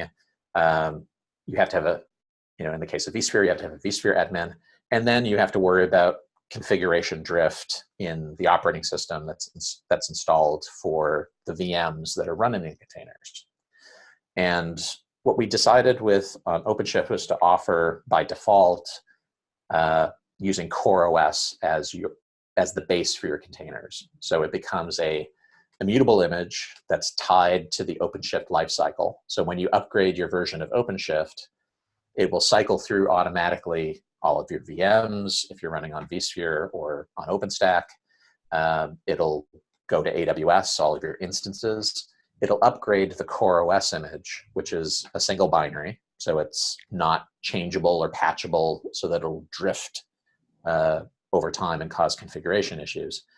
They're really locked together, and that provides you, that push button updates, as well as a lower security footprint, and it just speeds things up. So the agility that you're looking for from containers is not being hindered by your infrastructure or your operating system from a management point of view. So you've simplified the deployment. You simplified deployment by coupling it in CoreOS. That was that kind of always their core, one of their core value propositions. Yep. And then, but you're also using operators now more, and so you've kind of also Okay. Yeah. And one of the things that we've done is taken the other part of CoreOS's value to Red Hat was the operator framework, which encapsulates not just installation. And so we use it to install, we use it to install the CoreOS nodes, but we can also use it to install, any application that we, Prometheus or MariaDB or any of the hundreds of different operators that are starting to spin up now. But operators goes beyond that and goes into day two management too. So really the goal is to encapsulate everything you need to know, say, to run a database. So you don't need a database administrator full-time if you wanted to run MariaDB as the basis of your application. You would be able to use an operator that has sort of codified all of those best practices. When do I add more nodes? When do I need more storage? When do I scale out my core instances, or when do I scale up my load balancers and things like that? Chuck, when the operator framework thing first came out from the CoreOS folks, actually, right? One of the people, they were some of the people that worked on it. I didn't love the name because I felt like it was trying to kind of replace people, replace operators. How automated is the framework idea these days? On the other hand, as a pattern for upgrades and a pattern for management, right, like make a lot of sense. So where are we now with this example kind Yeah. of Kubernetes operating? So we've done a couple of things. One is that you can take an existing Helm chart and quickly encapsulate it as an operator. So that's very useful for folks who've already invested in that ecosystem. We can also take Ansible run playbooks and encapsulate those as operators as well. So whether you've done lots of work with Helm or you've done lots of work with Ansible, you can take that and quickly apply it to your containers. In addition, there's what we call a operator maturity framework. So level 1 is just install and uninstall, and maybe a little bit of configuration.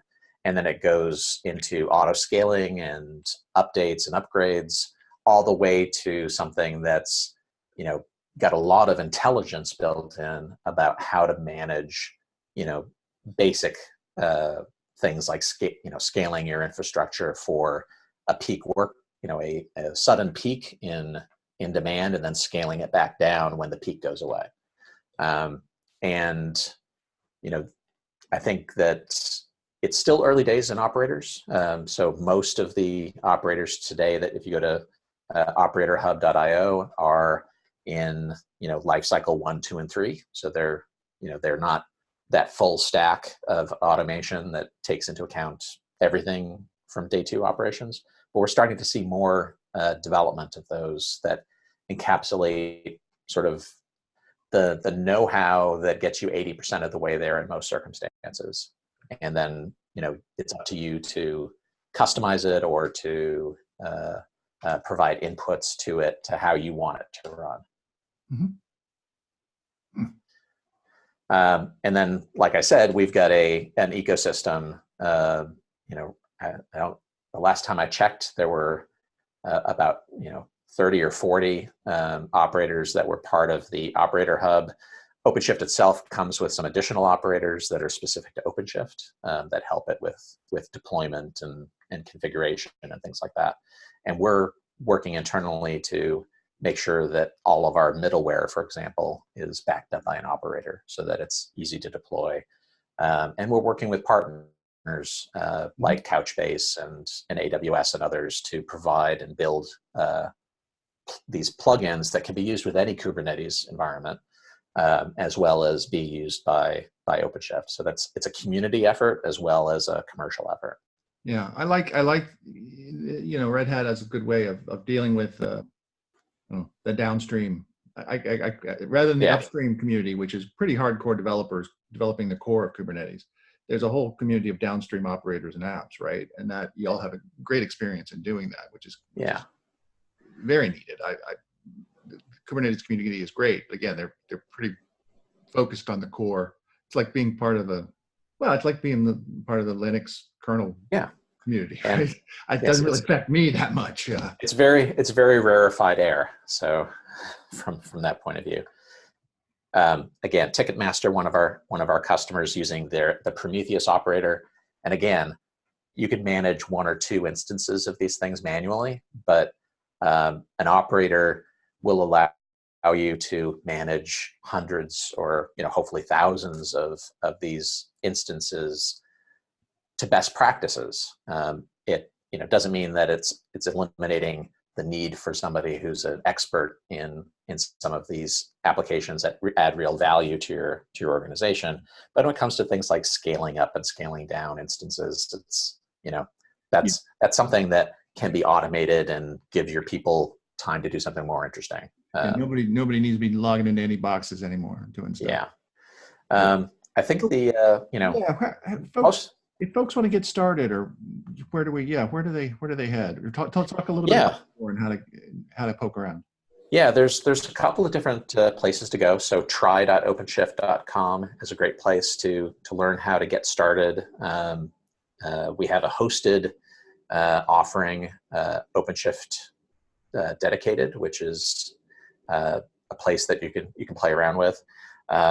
We also just introduced something called Code Ready Containers, which is an updated version of our software that allows you to try out OpenShift on a laptop. And so it's again, one of the things you can get from tryopenShift.com if you want to run it. You want to run it on a, I run it on my little 8 gig Mac. I'm not going to be breaking any speed records for performance, but I'm able to install a full instance, and it comes with a pre-built library of containers that are ready to run Python or Java apps or any of the frameworks that we support, and can easily add more that can be downloaded from a secure library of known containers.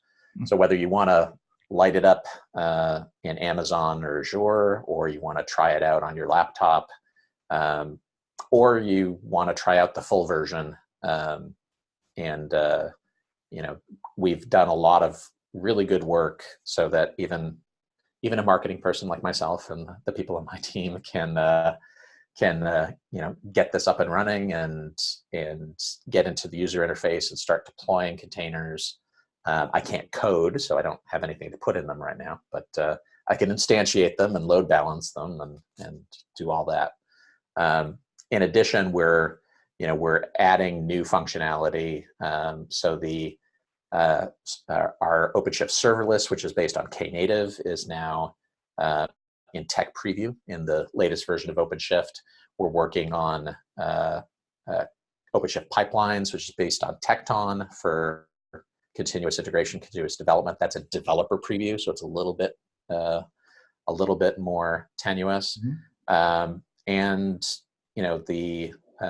we have a new developer command line, in addition to some of the work that we're doing with code-ready workspaces and Eclipse Che to provide developers an easier abstraction around the stuff they don't care about, which is the infrastructure part of OpenShift, but still allows them to manage their containers and have an easy way to build in that kind of automation into their applications. Nice. Well, is that good? Well, I'll yeah, and I'll send you these once we're done. If folks want to get a hold of you, that's great. You will. So your teams will be both at Ignite and at VMworld. Yeah, we're going to have folks at VMworld. We're going to have folks at Ignite. I'm going to Open Infrastructure Summit in Shanghai, and then we're also going to go to KubeCon later in November. Good. And I think what's interesting, I mean, obviously VMware is doing a lot with Kubernetes these days, and there was a big announcements. But what's interesting to me is that this, OpenShift is a mature platform. It has a lot of fit and finish, right? It's easier. It's easy to use. It's not. It's in production, right? It's been in production for years, and with a lot of nice utility. And so, if someone is looking to, yes, it has all these other, it has another service layer there. But if somebody is interested in getting to know Kubernetes and kind of how it behaves and how exploring it in their own environment, I think it's a great way to get started. Rather than kind of picking up the raw lumber of a Kubernetes distribution, or pushing a button and having it run inside EKS or GKS or whatever, right? It gives you a little bit the nice. I think it's a good intro for folks, and it's designed to run on vSphere. So great. Cool. And great. So, we'll have all those, if folks want to get a hold of Chuck, et cetera. And we have, like you say, go to just start Googling and you'll get to their tribe, OpenShift, and there's a community, et cetera, et cetera. So, Chuck, thank you so much for coming on. Yeah. Good luck with for your having travels us to Shanghai. Yes. Safe travels. And we'll keep California. We won't burn it down, I promise. Okay. That's good, because I'm coming back. Awesome.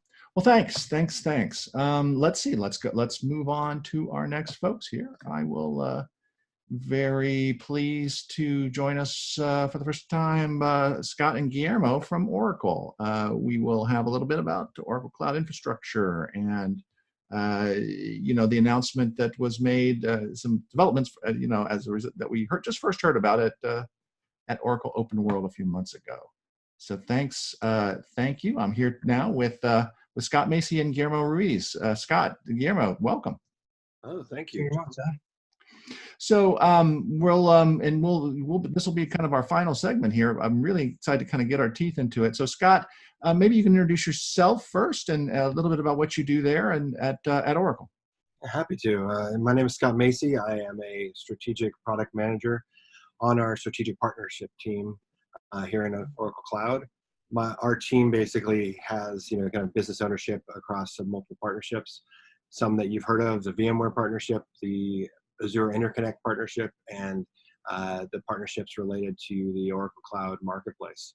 And our team will have presence at, both Ignite and VMware Barcelona, as sponsors. We're excited to be there, excited to talk about it. And I don't know, I have a background kind of throughout the tech industry across AWS and Amazon in multiple areas there too, before coming over to Oracle.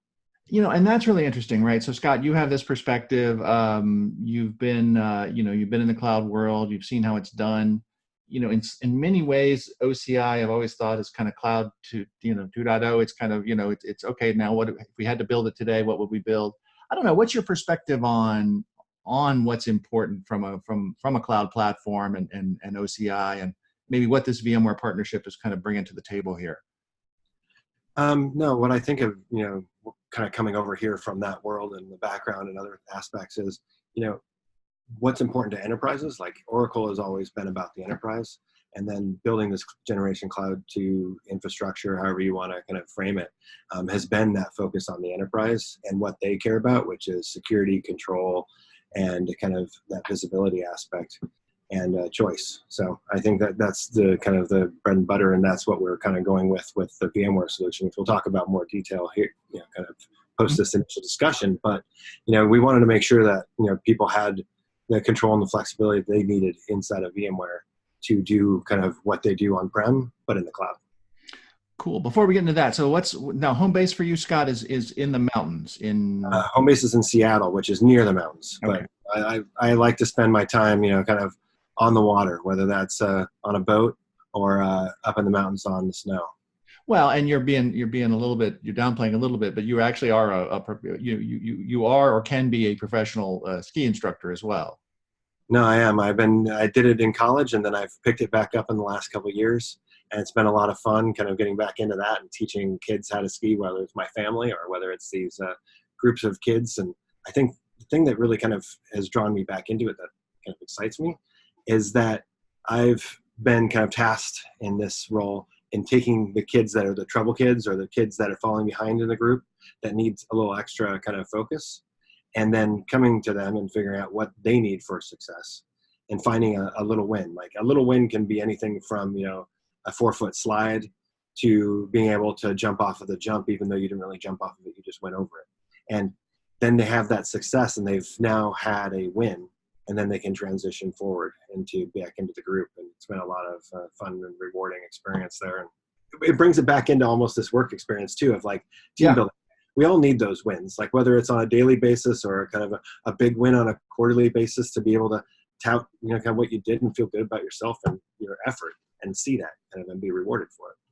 Well, that's exactly kind of what I was going to ask, and I think it is true. We sometimes think we're just these machines in a we're brains in a meat machine, and we just have these to-do lists, and that we're just going to knock them off, and we forget how much it is about the wins or the momentum or the emotional aspect or being scared or pushing through or being comfortable or growth, right, in a professional environment. And we think we're not kids anymore, so we don't need that. Or we're managers, and my people don't, and it's I'm glad. Thank you for bringing it back to that and reminded of our humanity. Maybe that's a kid doing the hot dog and the pizza, the French fries and the pizza down the bunny slope. Maybe is the purest expression of our humanity. No, that is the thing that you get taught as a ski instructor, is go in and figure out what your student wants to learn, like, and then define what is success in a collaboration with that student, and then figure out how to get them there. Because what you want to teach them doesn't matter. Yeah, that's kind of the basis of consulting too, right? And many things, right? And management, and managing your team. And kids at home? Yeah, 2 kids, 6 and 8 now. Okay, so prime skiing season. Having a great time with them, and both started when they were about 2 years old, which has been a lot of fun. When no one actually, none of the professionals would actually take them, so I had to do it myself. Well, I'm sure they could ski circles around me, so that's good. And you will be, so Scott, you will be one of the folks in Barcelona, right? Correct. I will be at Barcelona, and then we'll have other team members at Ignite. Okay, awesome. Well, we're going to maybe transition over to Guillermo. We can kind of play this by ear. But I mean, you talked about it, one thing, but if you could, and I just tweeted, I bullet pointed it. Is that even English? I tweeted what I thought was the take home here, which is that the interesting thing about vSphere on OCI is going to be that admins do have more control over the vSphere part. Is that kind of one of the, did I encapsulate kind of one of the messages here of what y'all are doing?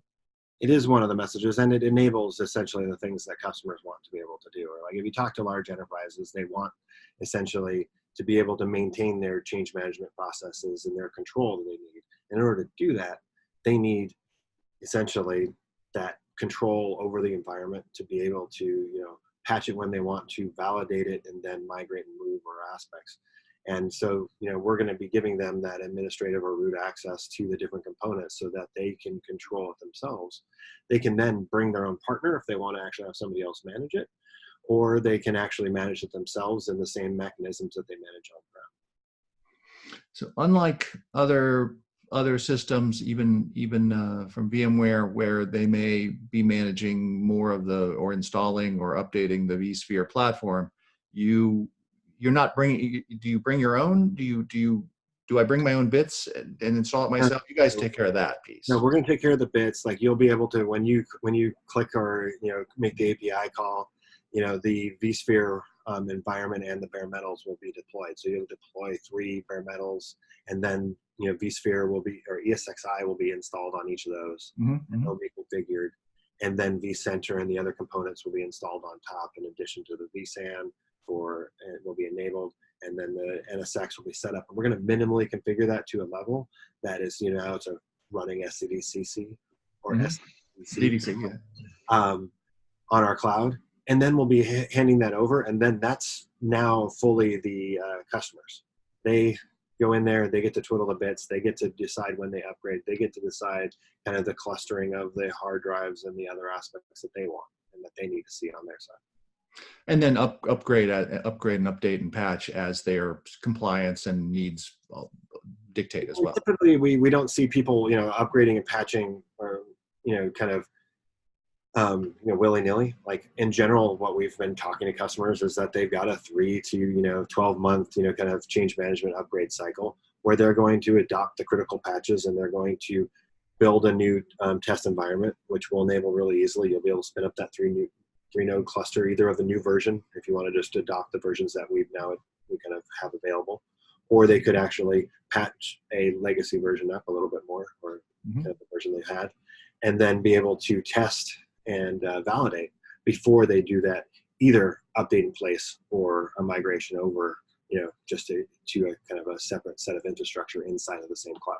Right. And then it sounds so simple if it's your own machines, but like in the context of a cloud and the rest of the managed services and connection to the managed services, I think that sounds interesting.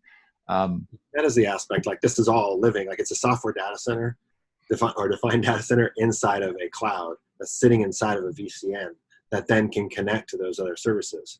And that's what Guillermo, kind of in a presentation that we're going to do here shortly, will walk you through kind of a little bit about what more is, like explaining OCI in more detail, and then explaining that connectivity between the different services and how one would go about it. Yeah, I think it's interesting. Well, cool. And so there is no, you guys aren't talking about dates for that yet, but it is upcoming. I know you're working with some folks. So that'll be super interesting. I don't know anything else. Let's say hi to Guillermo. Anything else? And Scott, you stick around or turn off your camera either way. But yeah, I think the thing for me is like, as people want to connect on this and want to learn more, feel free to reach out, connect at Barcelona. We can connect ahead of, GA that's going to be coming early next year. We'll have demos available and other things that we can walk through and answer questions. Awesome. Yeah, no, the Oracle Cloud has always been very good, just from its DNA has been a nice and open and good partner that we worked with before, not currently. But so yeah, let's switch over maybe and say hi to Guillermo Ruiz. Guillermo, welcome. Good evening. Huh? Good evening. Good evening. You are currently your locale is in Spain. You will be in Barcelona next week. Is that right? Yeah, hopefully. Huh? On Sunday we will land there. Huh? Good, good. So tell us a little bit about what you do. I mean, part of the reason you're not part of the team back here in Seattle or Redwood City, but you have been in the VMware world, and you'll be there, and you're part of the OCI team. It's funny because up to 3 hours ago, I was a pre-sales guys on the EMEA region, helping other pre-sales teams around complex deals and stuff like that. But I just been transitioned to the OCI organization, so now I'm official. Yeah. Hey, congratulations! I think that now it's official. Huh? At least my boss call and say, start telling your team that you are leaving my team and get into the new role. Huh? Maybe we make maybe when we have more of these events, we can make that a tradition. People leaving their job, getting new jobs. That's awesome, though. That's going to be working closely with the OCI team. So yeah, I already work with OCI because my role was quite open. So I led, for example, the Nokia NOAS SDN integration in OCI. I did the whole technical validation. We announced running their controllers on OCI and giving a way to extend the data center to the cloud. So yeah, I've been a lot of freedom doing the stuff I really want to do in this company. It's really amazing to be. It's a very good point. I joined 3 years ago when they were just having in the oven the second generation. And I joined because of that second generation, because they showed me the first one that was Shen based, and it was like, holy shit, it's nothing really differentiator with what we already seen at Amazon, or was coming from CSE, where we had our own cloud nodes around Europe.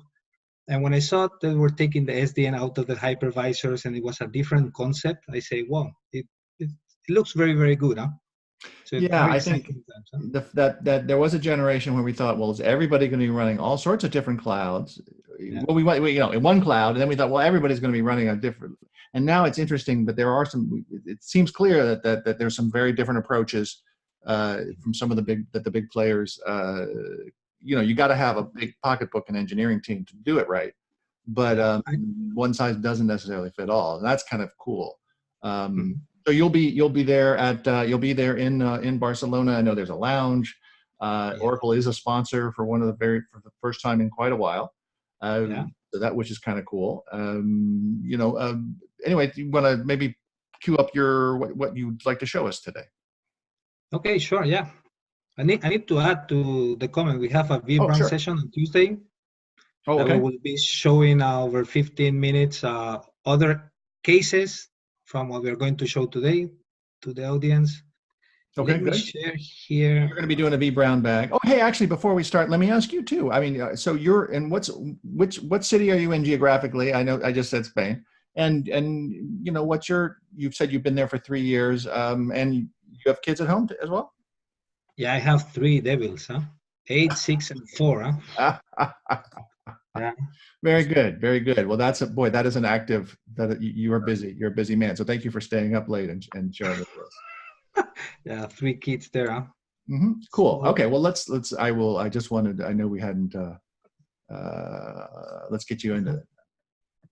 Okay. We were going to talk. I will switch to Scott because he's going to do the first slides.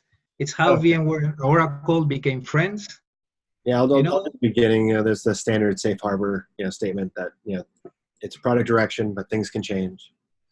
Yeah. It's an Oracle standard. If you've seen an Oracle presentation, you've seen it. We can go to the next one. We've covered a bit of this, so I'll go fast to this since John and I already did this. But basically, Oracle and VMware came together, and we're really kind of looking at kind of the customer experience for joint customers.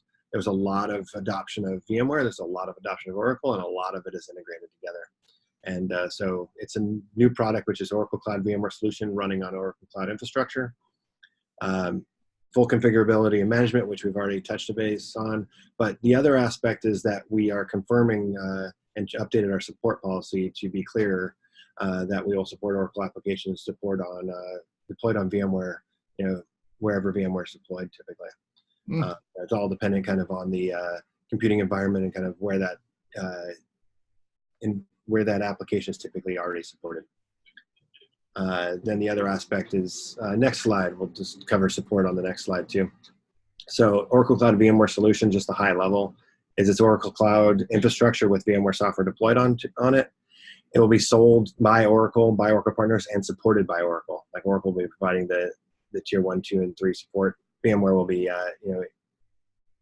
in there helping us, making sure that the tier 3 is done, but they'll be doing that mainly through Oracle.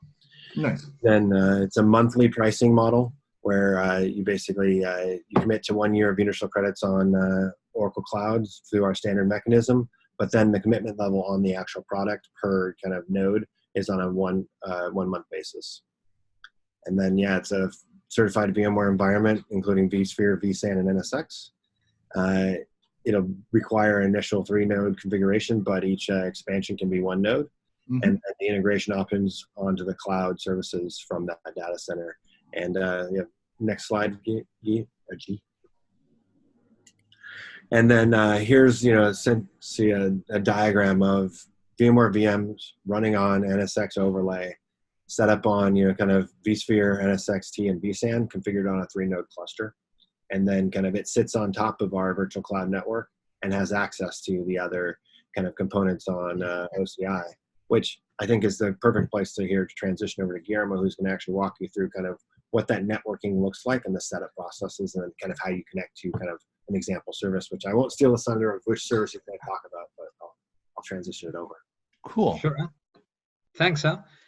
One of the first questions people ask us is about licensing. We are friends, but Oracle and VMware licensing policies hasn't changed. Said that, this session is going to be about infrastructure, and we would like to introduce OCI. OCI is, I think, is still the unknown guy out there between all the cloud providers. I usually start my speech with a picture of a black hole in the galaxy in space, showing this unknown guy, and this is what we build there. The design comes with regions. Every single region should have 3 availability domains. That is not all the thing that physical data centers connected in 40, 50 kilometers with the metro lines or DWDM, depending on the region. On top of each availability domain, we have our physical network on closed architecture, spine leaf, really flat network.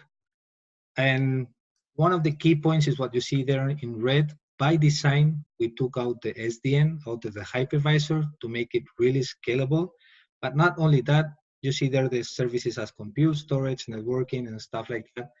But we are able to give you true bare metal service where you can run whatever software you want. You hate Oracle, but you need performance. You can run your software, your licenses, and stuff like that. You have virtual machines, container, but you have also engineer system or Exadata that it's most people in the database world will know about these big boxes. And you can have almost any middle box. And we went one step further and we create what we call the compartments.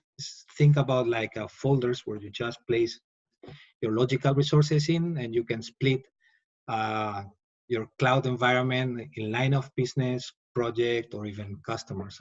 One of the cool things that we don't do over subscription on CPU and the network. So you get dedicated cores, so we can ensure that performance on the platform, it's whatever you run, single or multi-tenant, you have the same set of APIs, it will not change. We're using everything is non-volatile memory express, flash-stick. Something that at the beginning I thought it was a mistake. It was how we were scaling on IOPS. It was totally linearly. Usually when you go into a cloud provider, it gets, if you get 2 terabytes over the next 12 months, I will get this rate. This will be the cost. In this case, it's just linear, so you can start on 60 IOPS and grow up to 20,000 per host.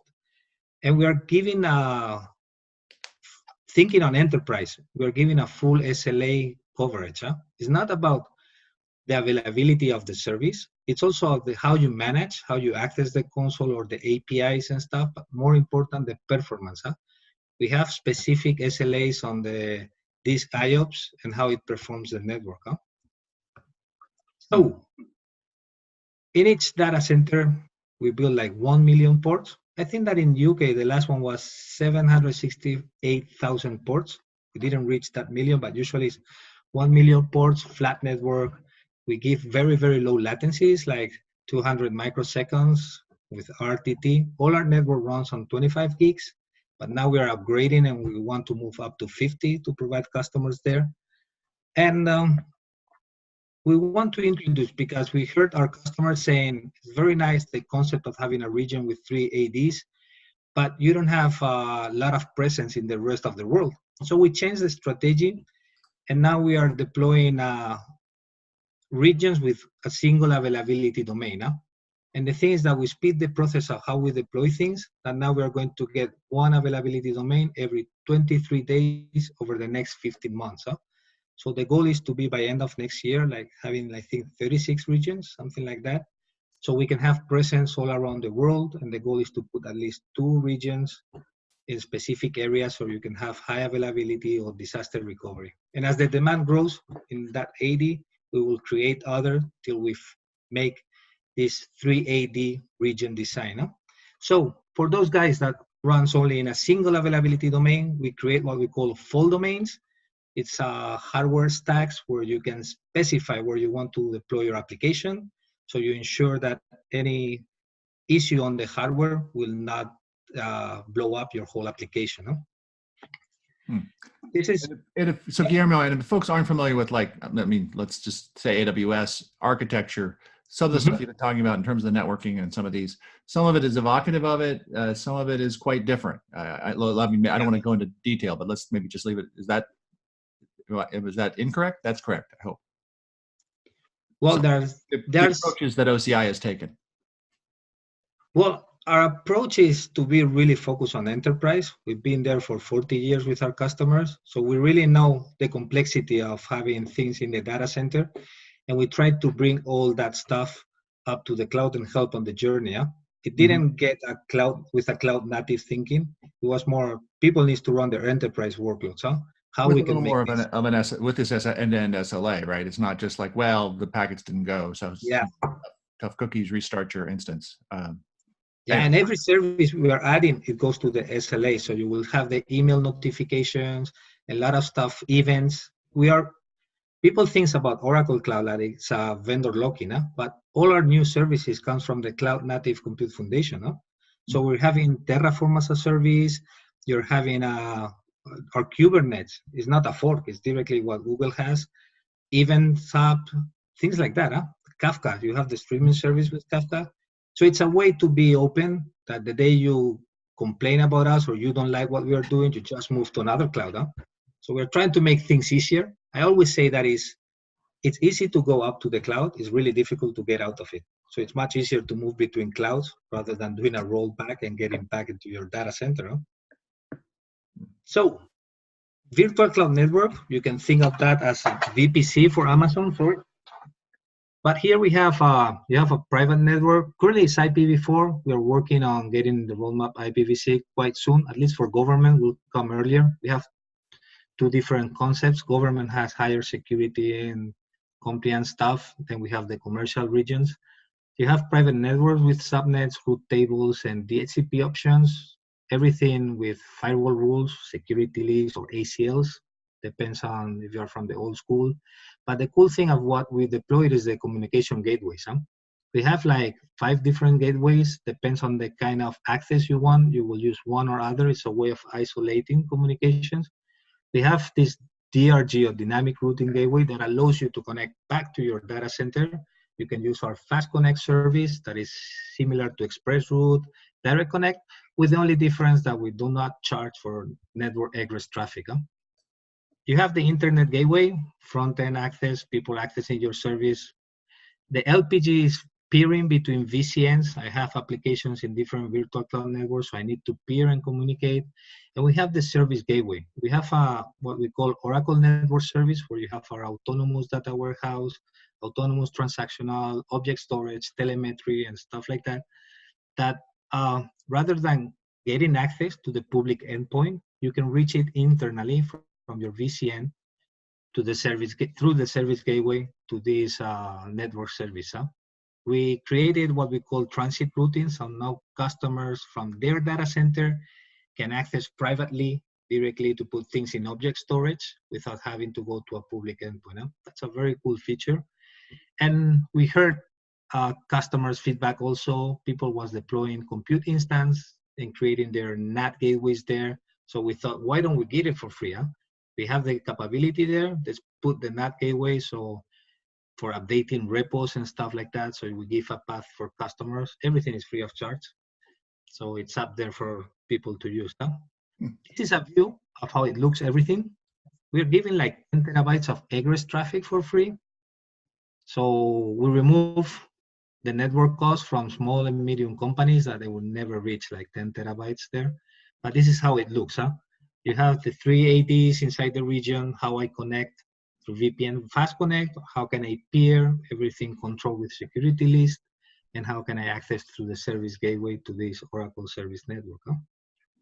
And said that, I think that the people what is looking, trying to introduce this, so when I start speaking about, hey, VMware and Exadata in the cloud, we are the only cloud provider where you can see this cool stuff. And there are different scenarios where we can have VMware and Exadata. Well, mainly people can think about this on bringing the whole VMware server farm, even with the database virtualized. No, we're talking here about bringing the whole application virtualized, take that virtualized database, and really make it run natively on our Exadata. Make the best of both worlds, how we perform on these beast machines. Now we have the X8, probably will be replacing in some regions, start rolling the deployments there. But the thing here is you can deploy VMware, as Scott mentioned, in 3 bare metals with your ESX and running your VMs on top. I can put them in each single whole domain in a different one. You have up to 3, so it fits in different hardware stacks. And then for the Exa Cloud service, you need to provision the network. Huh? Usually it's 2 private subnets. You have the client part and you have the backup when you get the storage access and stuff like that. But second scenario is splitting into 2 different virtual cloud networks. If you want to grow on the VMware side, you have your VCN. You can fully cop with new hosts and stuff there. And I have a dedicated VCN for my Exadata stuff, and I just peer them. I use the local private gateways to connect everything. That's the second case we will be showing in Vim Brown back. And also this third one, how can I split using regional subnet? So I can have each bare metal server from a VMware farm in a different data center inside the region. So in Frankfurt, you have the 3 ADs. I can put each one there and span across the 3 ADs. Same happens with Exadata Cloud Service. And there are many more scenarios, but I was running out of time. Sorry about that. So I just showed here. Huh? Mm-hmm. The thing here, how to do the basic one, a single availability domain inside a single VCN, but putting VMware on different full domains. Huh? This is how it looks your tenant when you join. And the first thing is you need to go from a bottom-up approach to start provisioning. You go with the network, and then you go with the compute instance and all the stuff there. So we'll create our virtual cloud network. I'll put that 172.16.0.0/16 to have enough space to handle everything. I'll create my 2 subnets, private IPs, so anything created there will be private. You have the option of defining things in OCI dashboard to put with public IPs, private, and stuff like that. We will create the VMware on its full domain out there. There are some warnings around this because we usually recommend a best practice not using the Exadata Cloud Service subnets for other applications. We try to avoid the IP address in 192.168.128.0/20 because it's part of the InfiniBand address space. So we give these recommendations, try to avoid having messy things there. And the VCN DNS level, usually we recommend 14 characters to get things there. Huh? So this is how it looks when you provision things. As Scott mentioned, you will have an image where it goes with your ESX, NSXT, vSAN. But the thing is how I communicate things. Huh? Usually the routing side inside the VCN is done automatically with whatever is defined inside. So you just need to take care of what's outside, how I want to connect. For example, For my client subnet in the Exa Cloud service, I want to connect back to my on-prem, so I'm going to use the dynamic routing gateway. I want to have a default gateway through NAT because I want to update my repos and stuff like that.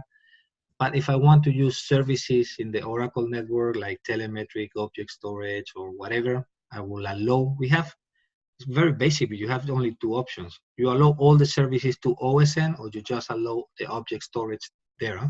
We really simplify to make it easy for customers. For the back, you just need to get into object storage. So we will allow all the services to OSN through the service gateway. And I think that the people, what they look for is how I connect VMware stuff, how I route all these things out. Usually the overlay from the workloads we saw on the NSXT, you need to point to the physical address getting out of our VCN. Huh? So it's a mapping over a private IP that is assigned there. But then on the other stuff, you can have a default gateway just to get into the internet gateway. So you can RDP inside your VMware stuff.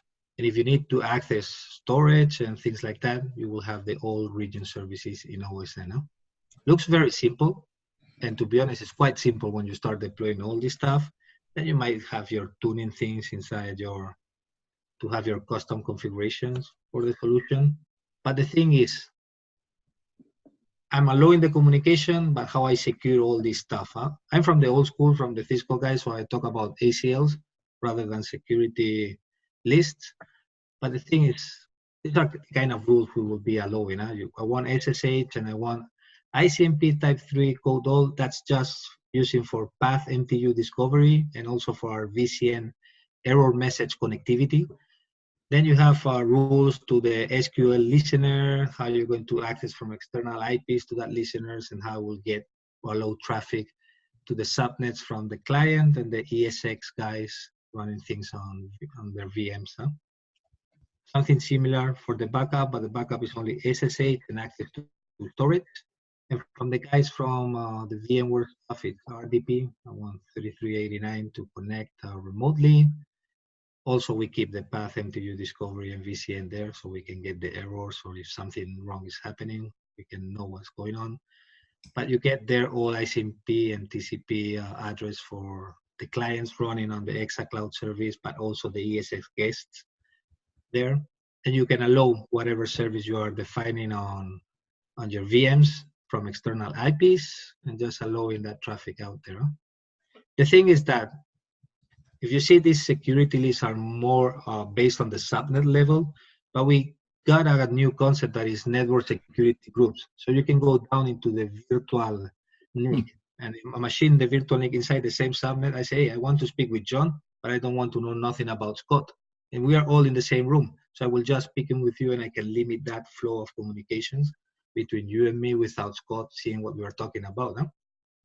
And this is how it looks, the network perspective, but you will still think, what the heck? What about the VMware deployment? Huh? He didn't start talking about that. This is how it looks. Huh? We will be deploying a edge cluster where you have your tier 0, tier 1. The tier 0, for those people that are brand new to NSX, is a logical router that gives you that on and off gateway between the logical and physical network.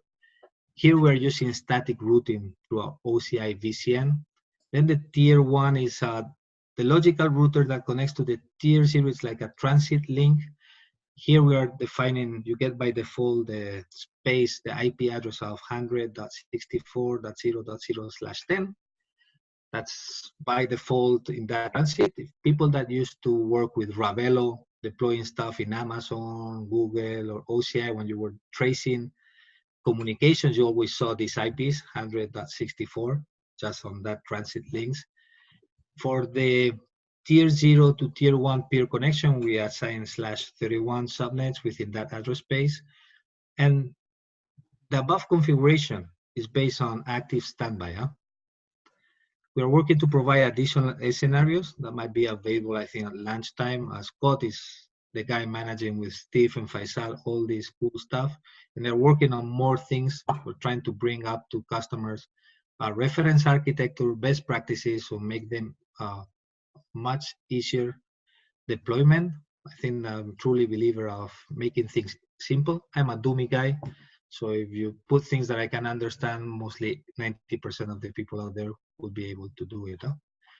And just getting, this is how it shows from the first slide that Scott showed. You get the VM over the overlay workload segment. It goes down to the NSX. We route statically to the VCN. One of the things I didn't tell between tier 0, tier 1 is we just redistribute connected routes. So it will push automatically. You have everything there. We hit our service gateway that will give you access to any service in this Oracle network. Huh? And I'm just finishing all this stuff. Not sure if you're running too much. I'm having too much time yet to speak. I can be speaking for hours, huh? But I would like to show what's running behind that. Huh? This is how it looks, our Exadata. Some of the specs we have, 384 cores, 12 terabytes memory. When you go to the high capacity with extreme flash, you have like 716 terabytes of non-volatile memory express. But our bare metal servers, where you will run your ESX stuff, you can have 52 cores, up to 768 gig of RAM, 225 NICs running there with 51.2 terabytes of local storage NMV there. But you can get up to 1 petabyte. You have like 32 blocks of 32 terabytes. That is what gives you 1 petabyte of block storage. And we use the latest Intel chipsets. We have also AMD servers, so we can choose. And we are releasing new things because we truly believe on the elasticity in the cloud. Huh? So very, very soon, people will be able, because right now you have one OCPU, it's like 2 virtual CPUs when you compare to other cloud providers. One CPU has like 15 gigs of RAM. So if you want 30, you need to go with 2 OCPU. It was like a fixed catalog. We thought that that's not the way to operate in the cloud. So we're bringing this elasticity of, I can define one OCPU, but my application is, I would say, memory performance. So I will put like 1 terabyte of memory, whatever. So you will be able to define whatever you need, but we give the option to resize your instance between shapes, where I need to increase CPUs, OCPUs, RAM, storage. The way you perform, you can make it really elastic, and you can do it without having a downtime. It will be, how you say, in hot, you say hot, without now doing those stuff. So a lot of very cool things. Huh? But if you want to see a demo of all this stuff, Scott, Faisal, and Steve will host in an Oracle Cloud VMware Solution session, 60-minute session there. I'm the poor guy inside the team, so I have 15 minutes of VBrown back, thanks to Alistair for giving the slot. So we will talk about the different other scenarios of how to run Exadata and VMware together. Huh? That's cool. That's very cool. So folks who are going to, I turned you off, but I just wanted to, folks are going to Barcelona, and also folks who are just online. You're at IAS Geek. You know, Guillermo, I was just wondering you went far past my depth on the NSX setup, et cetera. But what, if, as you've explained this to people who are vSphere admins or who used to be, SDDC, folks, anything there that is there one thing that is either surprising, that surprises them in either a good or a confusing? Is there one thing they get confused about, or one thing that they're surprised in a good way that you could pull out from that? Sorry, can you get it, because I got frozen my screen for. It was a terrible question. It was a poorly phrased question. Is there one thing that when a vSphere and SDDC admin sees this setup and has to there's a little bit, it's either different or surprising, either in a good or a bad way? Well, I think it's quite surprising because we package the whole image that you will be deploying there. So we make the configuration quite easier for the people. It's not, I would not say it's click, click, click, but it's almost click, click, click. Then you will have to custom your installation. But the thing, we're providing all the components already to make you start running in just the time it takes for the deployment. I think is really, really cool. But moreover is what Scott also mentioned about security. Yeah? Most of the customers are asking, I will not let a cloud provider my root credential of my hypervisors when they can compromise the VMs running on top of that. So we went down and said, okay, we give you the whole control. You deploy your stuff, you manage. We don't change the way you operate in the data center. So we try to keep that same flow, mostly on hybrid models. Huh? I always tell, and maybe I get fired after this call, but I always say, we, the cloud providers, saw that there's part of your IT infrastructure that will never get out of your data center. So now we're trying to get into your data center. We have the cloud at customer solution at Oracle, Outpost, Amazon. Google is missing the part, maybe they buy Nutanix or something like that. That will be the missing piece for their whole storytelling. But I think that it's a very good way to deploy things. Huh? I like the way we are doing here rather than a managed service, because I'm more a techie guy that I want to have control of the things I do out there. Huh? Yeah, well, it has to meet your requirements, right? And like I think we started off by saying there's going to be different solutions depending on your requirements and needs. One size doesn't fit all, whether it's SaaS or cloud. Awesome. Yeah. Hey, man, thank you so much for coming on here. I really appreciate it. And, good luck next week in Barcelona, and have lots of ham and cheese for me. Yeah, if everybody wants to catch up, just drop us a ping us, and we will be more than happy to exchange. Huh? Nice. Super nice. Thanks very much. Huh? Thanks, Scott. Thanks, Guillermo from the Oracle Cloud team. And we'll just, we'll wrap this up here. Thanks, Scott. And we'll wrap this up here pretty briefly. Thanks, everybody. Thanks to all of our presenters. And I'll just make sure I don't forget anybody. Thanks to Esther Vesterville from VMUG. Thanks to Michael Bender from Pluralsight and the crew. Thanks to Teresa Miller from Cohesity, Pumla Schmidt from Microsoft, Chuck Dubuque from Red Hat, Scott Macy, and Guillermo Ruiz from Oracle. And I'm here with Amy White. Thanks, Amy, for running the back end here. And this was a good one. I really appreciate it. We'll kind of snip this up, I guess, put it on YouTube this time. Expect to hear more from us about next month about Kubernetes, more Kubernetes. And then after that, like I said, we have some other topics in mind, and we'll try to keep a more regular schedule and let you all know along with the mechanism of the insiders, where it is still a lot of email, but maybe less pestering folks, which there's a certain amount of pestering that in modern life that we will continue to pester folks, that if you want to be pestered. Anyway, thanks everybody. This was awesome. I actually learned at least 2 or 3 new things. I hope you did too. Cheers. Cheers all. We can